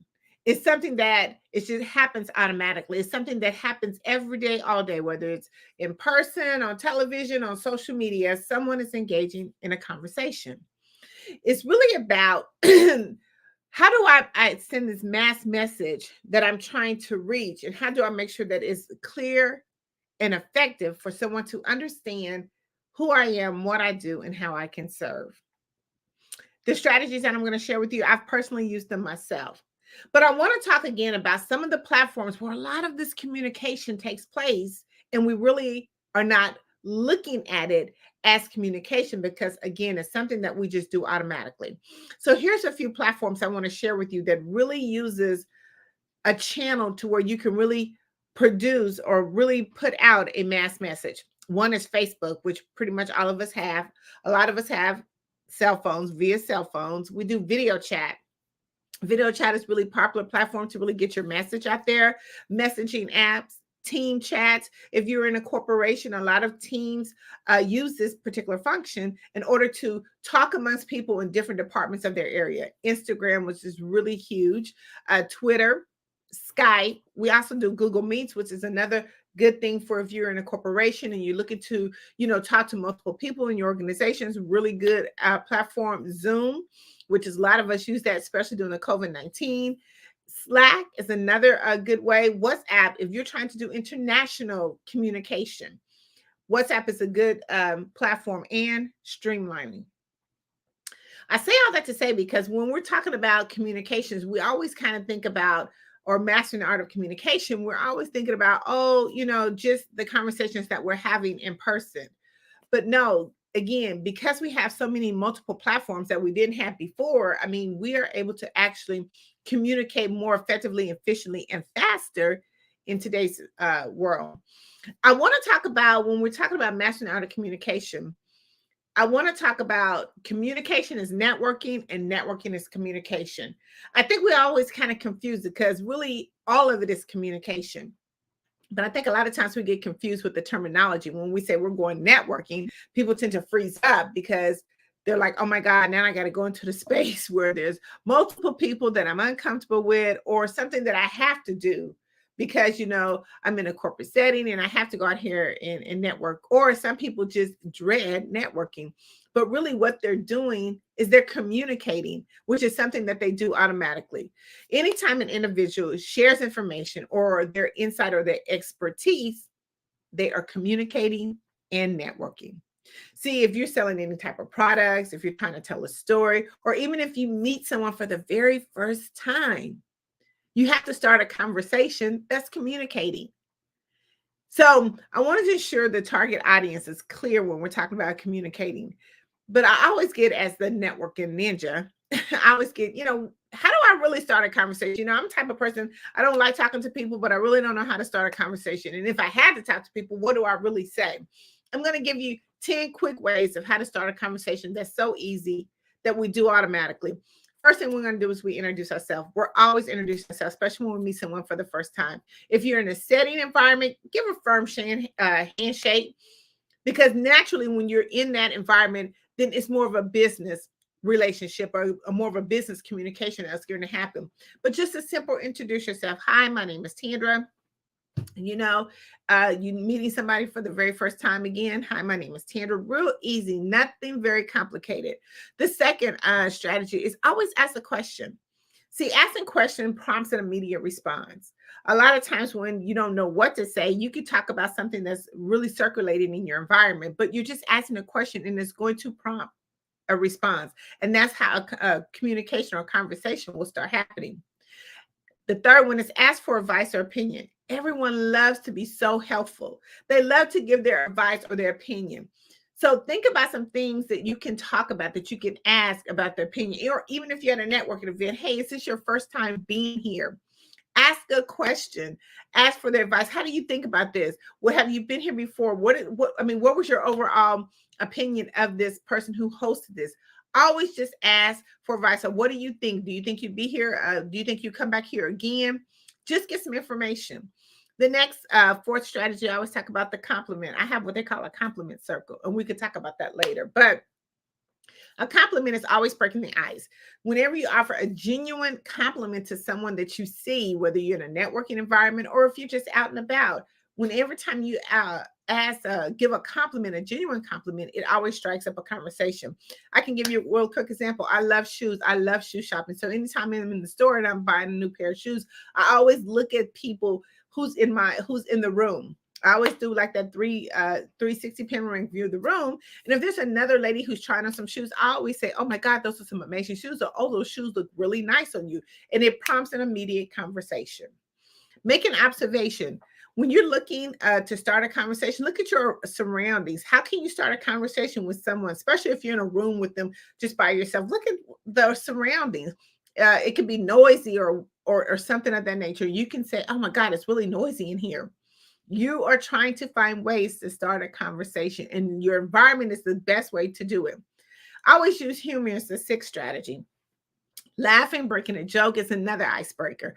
People love to be in a comfort zone. And if you can make them feel comfortable where they are, immediate conversation starts. 7 is storytelling. Always telling stories is the best way because you really get to find out who your prospect is. If you can help them, if they're part of if they can be a part of your network or your services, or if you can give them a referral. See, here's the best thing. When people tell their stories, they tell a whole lot and you can find out a whole lot about a person, but we have to do some active listening. This 8th thing is show genuine interest. Anytime someone is talking to you about a conversation, the worst thing that you can do is veer off and look to the side or not pay attention or be on your phone or something of that nature. Pay genuine attention to the person that is in front of you. That's the best way to start a conversation, because when you are actually looking at someone talking, you can now start picking up clues on what you're going to say. See, it's called pick clue. So when someone's talking to me, I'm always picking some clues or I'm picking some nip tips on what they're saying so I can then now repeat that back to them. And then it has a conversation, because a lot of times we're always talking and we don't really understand what we're saying until somebody else repeats it back to us. So we want to make sure that we're doing some genuine interest. Number 9 strategy is share your experience. Share your experience about maybe even attending that event, or share some business tips experience. No selling, but just share some experience, some tips about, listen, you could say something of the fact that in my business, we've done X, Y, and Z, and some of the experiences that I have learned through this process. I mean, just a smooth, seamless process into the conversation. And 10, I always say current on the current topics, because that's another way to start conversation. People's always wanting to talk about what's going on in the world. How is that affecting my business? We want to stay on current topics anyway for our personal development in our business, because when our clients come to us, we want to make sure that we are aware of what's going on and how that's going to impact our business. So those 10 tips will really kind of help you start a conversation. They're really easy. They're something that we do automatically. Sometimes we don't even see that we're doing it. Another amazing way for those people who really don't like, talking is just to smile. It's another way to prompt a conversation, because when you smile and you're looking at someone's automatically going to say, "Good morning. How are you?" You didn't even have to do anything, but it's the best way to start a conversation. We can't really get caught up in, the word networking and conversation. Again, remember, it's all one, because you have to have a conversation in order to network. And in networking, you are having a conversation. You're simply having a conversation. So take those 10 strategies plus that bonus I gave you. Take those 10 strategies and just try to incorporate them in the next time that you're looking to have a conversation.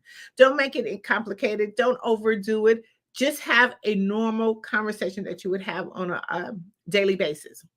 I also get often asked, when is the best time to network? Like, really, when is the best time to network? Right now. See, anytime that you get up in the morning and you start a conversation, you're networking. Remember, I'm going to repeatedly say this. Networking is conversation. Conversation is networking. So anytime that you have anything that you're trying to say, and especially right now, we have, I always tell our clients to do 10 things before 10 income producing activities. And when you're doing that particular strategy, you are now actually starting a conversation early in the morning. So that's the first thing. But that's when you start networking. When the minute you get up in the morning and you know that you have to start, soliciting prospects or talking to prospects, or having that conversation is when you start networking. You can do it at social gatherings, conferences, expo, business organizations, online platforms, before and after presentation, one-on-one meetings, in between sessions, regular industry meetings, just walking to the grocery store is networking, and it is the best time to do it right now. Never miss an opportunity when someone's walking by you. They always say, do the three, hold out your arm and do the three rule, the 3 steps in front. 3 steps in front of you is when you should be able to be networking with someone. Always networking. Right now, we should be networking and trying to meet 10 to 15 new people a day. If you actually talk to 10 to 15 people a day. That's over 300 leads in your pipeline that you can have by the end of the month, or 300 new people in your network that you could be constantly sending out information to. But here's the thing about it is mastering art of communication, it comes, or networking comes with so many benefits. And let me share just a few of those benefits with you. One of the benefits is it enhances your negotiation. See, when we're actually networking and we're communicating, it helps us to start negotiating our opportunities. We can now kind of get the feel and the rhythm of how we can now position our business in order to get the maximum from the person that we're talking to. Another benefit it talks about in what we're doing is trust building. See, over time, the more that you're communicating and networking and being out in the environment, you are building trust that you are here for the long haul. But people now can see you. They see you out everywhere. They see you talking. They see your message. They see your brand. You're building trust. Successful networking helps you to engage in others. Here's the thing when we talk about networking or communication is that we're putting ourselves in different environments where we can be able to now negotiate with other people. We can see a little bit of their form. It's a learning process. It gives you confidence too as well, because now you can see how other people talk, how other people engage. I mean, I don't know if you ever seen the movie Shark Tank. It's an awesome television show where they talk about negotiation and how they do it. But it's successful networking because it's helping you to engage with others. Another benefit is you have strong connections. It helps you to understand and relate to others in building long-term relationships. I can't say how much the power of communication and networking goes.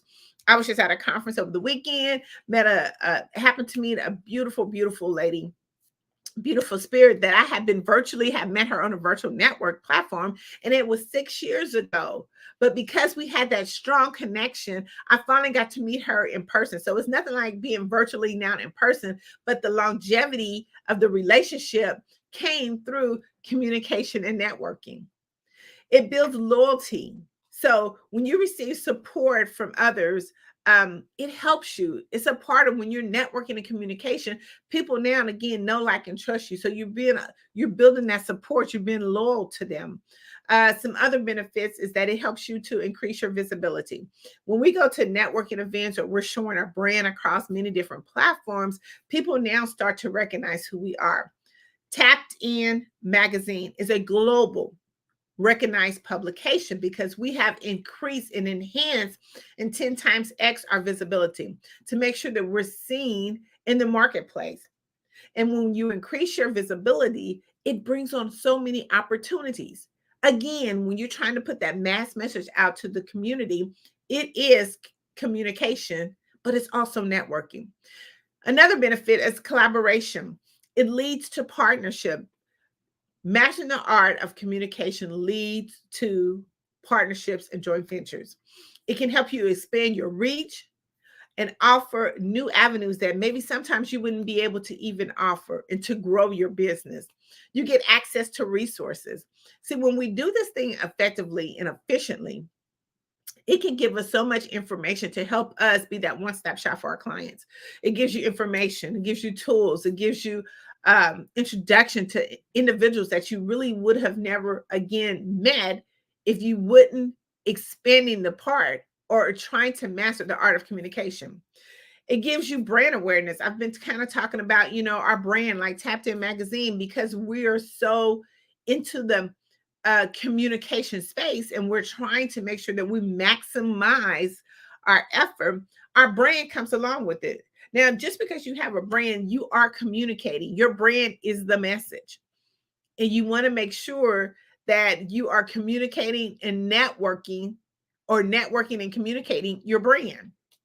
And that's a benefit when you actually master the art of communication. It gives you so much awareness. It gives you access to decision makers, those who are looking for your business. It's making your pitching ideas or discussion opportunities easier. See, when we're out there and we're networking and people know who we are, we've made the connections, the introduction becomes so easy. It's not like you have to go and do a lot of pitching or you have to do a lot of selling. It's now building relationships is what we're doing. It gives you industry trends. See, a lot of times we don't really know what's out there if we're not communicating, networking, or networking and communication. A lot of times if we don't do that, we don't know what's trending, because a lot of times we get a lot of information from other people. Yeah, we can always go to YouTube University, but in the same sense, I mean, if we're not staying according to our topics, knowing the current topics. But a lot of times, do we get the inside trend? I went to an event, which was the Millionaire Conference, and I got to really see how millionaires think. They're futuristic. They're thinking way into the future. But if we're not actually in those spaces and communicating and starting conversations, we won't be able to get that information. And the last benefit is it's really about business growth. I mean, we have to continue to always be looking, how do we grow our business? How do we elevate? And we do that through communication, networking and communication. See, if we're not opening this beautiful thing that God gave us on our face to really kind of put ourselves out there, there's no way that we're going to be able to elevate to the next level. I always like to talk about what's the plan. See, a lot of times when we get into the networking space or communication space, we never have a plan, especially if you're going to a networking event, whether it's virtually or in person. Please have a plan. I'm going to give you just some strategies that we use and our team use when we go about setting plans. We always set a goal. You want to have an objective. No matter what event you go to, you want to have an objective. What are you really going there for? What are you looking for? What are you seeking? Are you seeking new clients, partnerships? I mean, have a clear focus goal. Make sure that you do your research on any event that you go to. See, a lot of times we waste a lot of time because we really need to do the proper preparation before we get to the event. Make sure that you do the research. Make sure that you know who's there, who's hosting it, how long they've hosted it. Let's talk about how do we prepare our introduction. Instead of focusing on selling, I mean, we need to be preparing ways to make an impression. See, a lot of times we go to networking events and we want to flip our cards. You know, the best blackjack dealers is people who go to networking events and just flip cards, okay? Because they're hoping to land that perfect person. But see, if you prepare your introduction and not think about selling, but how do I make an impression on the person that I'm going to see? Or how am I going to make an impression when I go into this event? That's the plan. You know, we want to make sure it's adaptable to no matter what audience you go to, but you want to be able to prepare. How do I make an impression? Don't think about, you know, my pitch or selling. How do I make an introduction? Another thing, when you go to an event, whether it's virtual or in person, make sure you have all the essentials that you need. Make sure your phone is charged up. Make sure that you have your scannable business card. Make sure that it is all up to date. Please don't go and think that you can go to a networking event and we don't circumvent. See, one thing before we go as a part of a preparation or getting our plan together is make sure that all of our links are working. Make sure that the phone number is clearly on there. Make sure my name is visible on there. Make sure if I have any new promotionals that I'm going to give out, make sure all that is updated, because now we can just do that scan card and we want to make sure that they get immediate access to it. And we want to make sure that everything's up to date, because the last thing that they're going to do, they're not going to be looking for us. See, they're not going to be looking for us. If the information is not correct, when we actually put it out there, you can forget your prospect trying to find you, because they're not going to do it. They're going to say, listen, you are in a business setting. You are out here networking and prospecting your business. This is your brand. And we want to make sure that all of our information is correct, because if it's not, you can forget a prospect trying to go back and try to find that information and trying to look for you, because they're not going to do it. The next thing too, you know, we want to do some active listening. I've talked about it a little bit in the previous conversation, but active listening, show genuine interest and ask some open-ended questions. When you're at a networking event, I mean, let's really maximize it. Ask questions that you're looking for. Don't make them related to a selling pitch, but ask questions of how you could, how this person can help you, or what do they have, what's unique about them, because you're looking for them ultimately maybe to be your client, or you're looking to give them clients. It's the best way to really connect with the relationship. Make sure when you go to an event to at least connect with 5 people. Do not go to a networking event and at least connect and walk out empty-handed, because you have wasted valuable time valuable time. I see so many people that go to networking events where they're at conferences and things of that nature. This could be a whole room of people, but you fail to go and introduce yourself or make 5 connections. So make sure that you're staging contact information.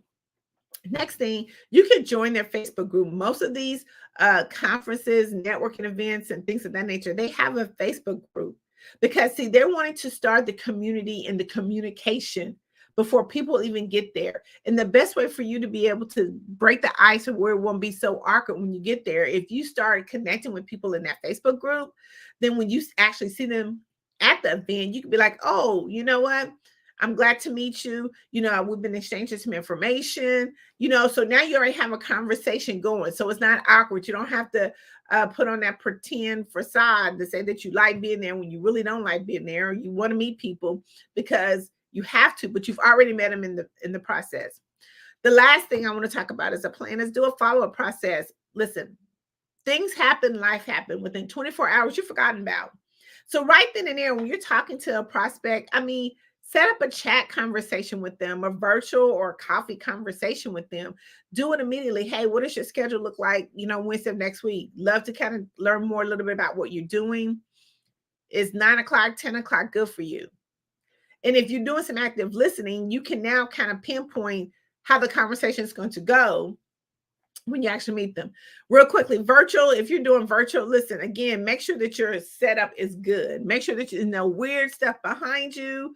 Make sure that you have a nice, quiet, comfortable place that you're going to be engaging in the virtual conference or conversation. Make sure that all your tools are working. It's nothing like if you get onto a virtual event and your mic ain't working or your screen ain't working. Please do not get on a virtual event and do not show your face, because you are doing business with people who you can see. That is so important. If you are not prepared to be on that virtual conference or call, do not get on it. Do not get on it.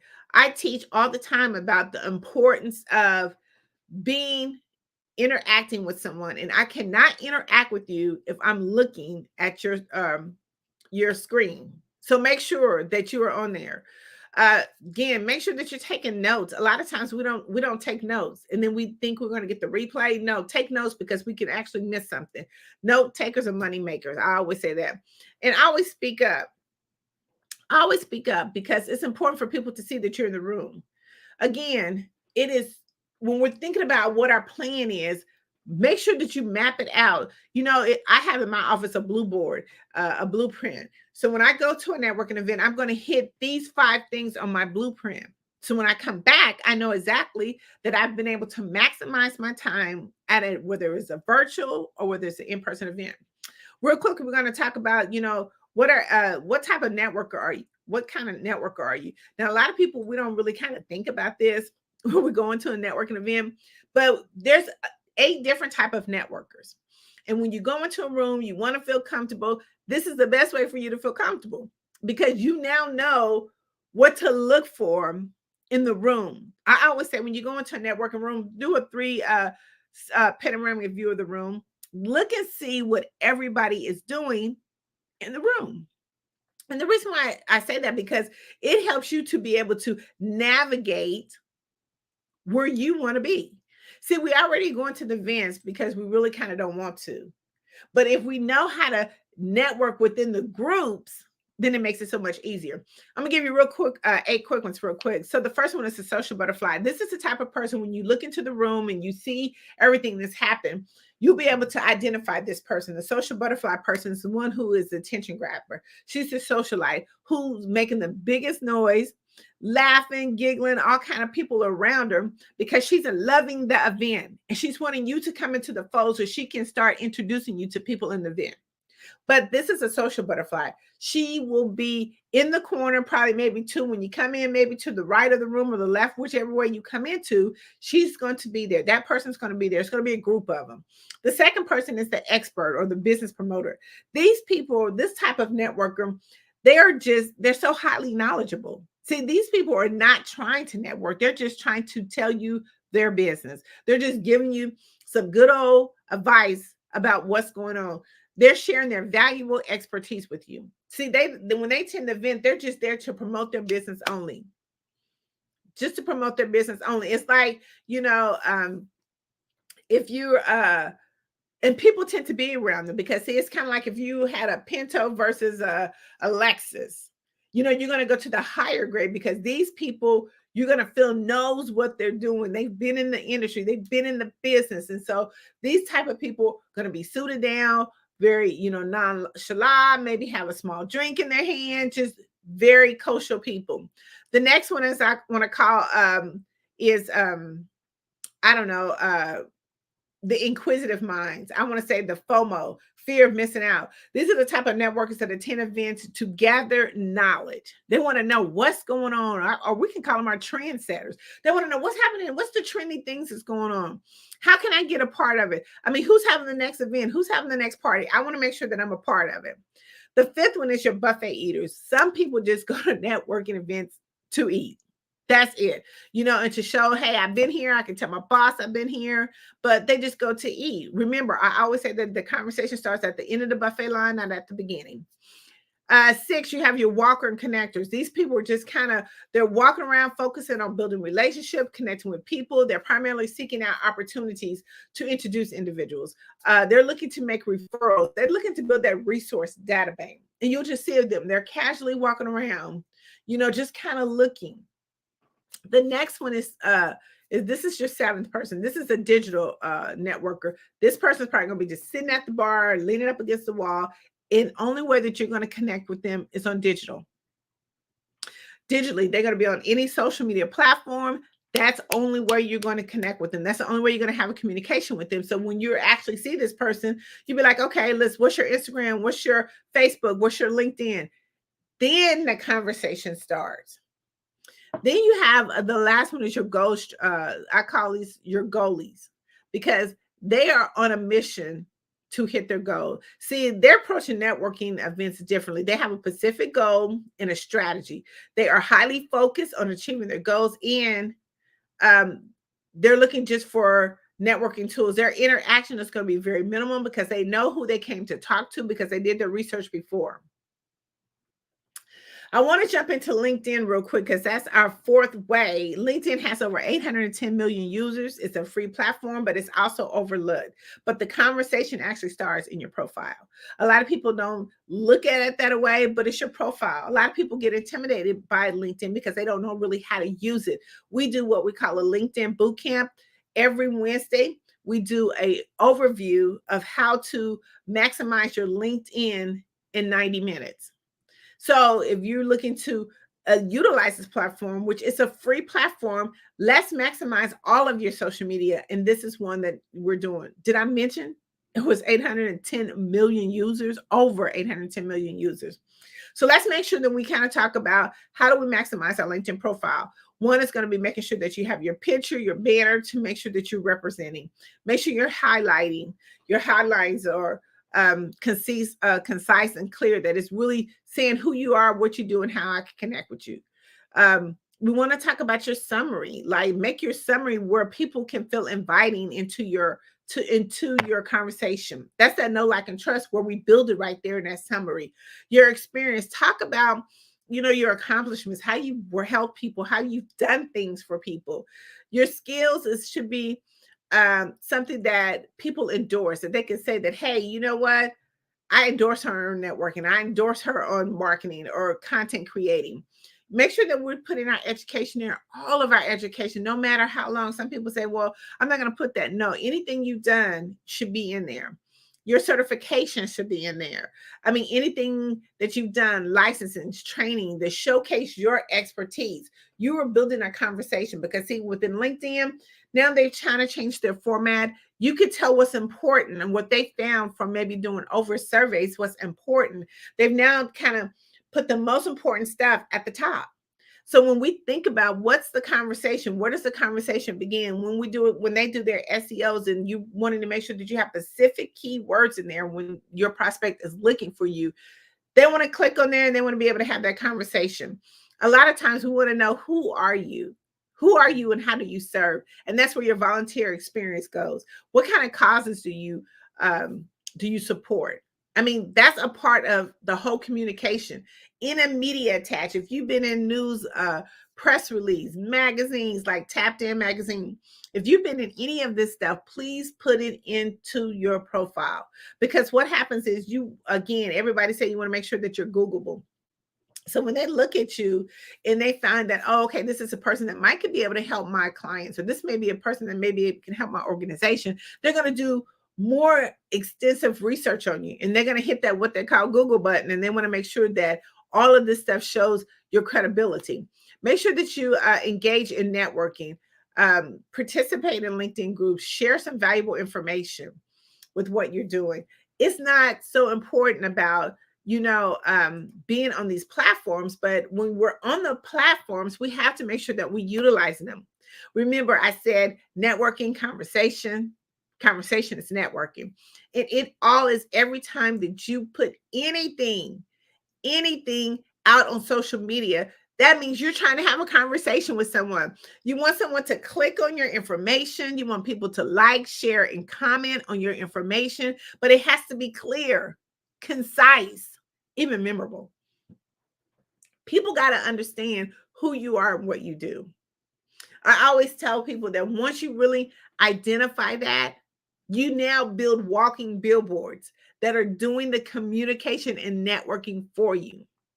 See, and what I mean by a walking billboard is that once people really know who you are, they will send your message for you even when you're not in the room.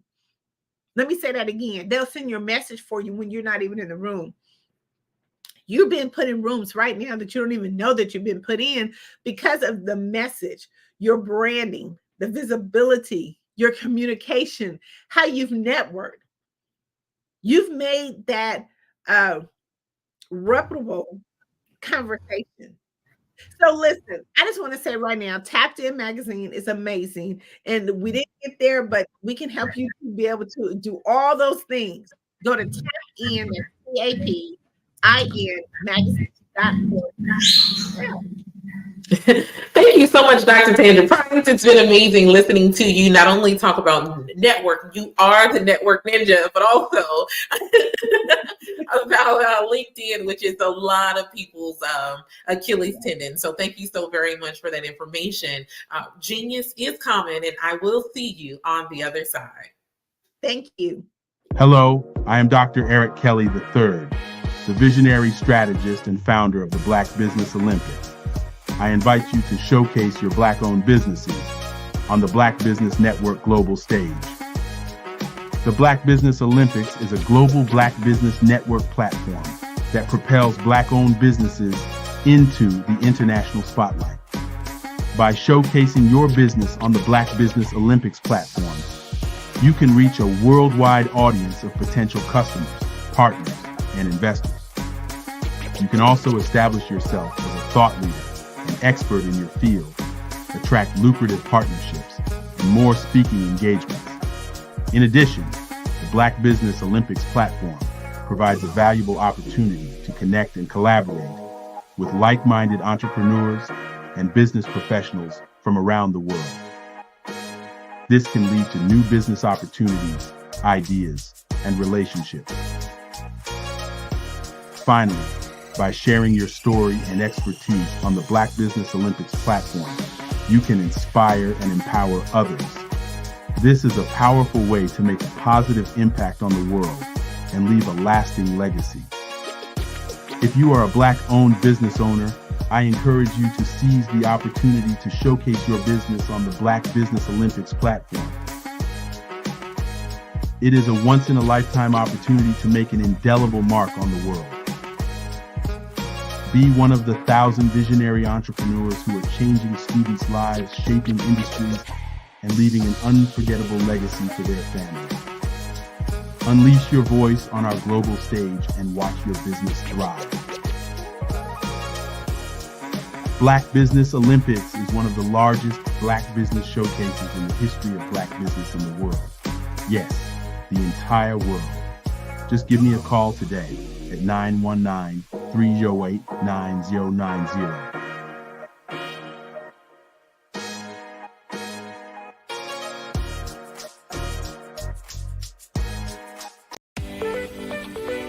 You are in the right place at the right time.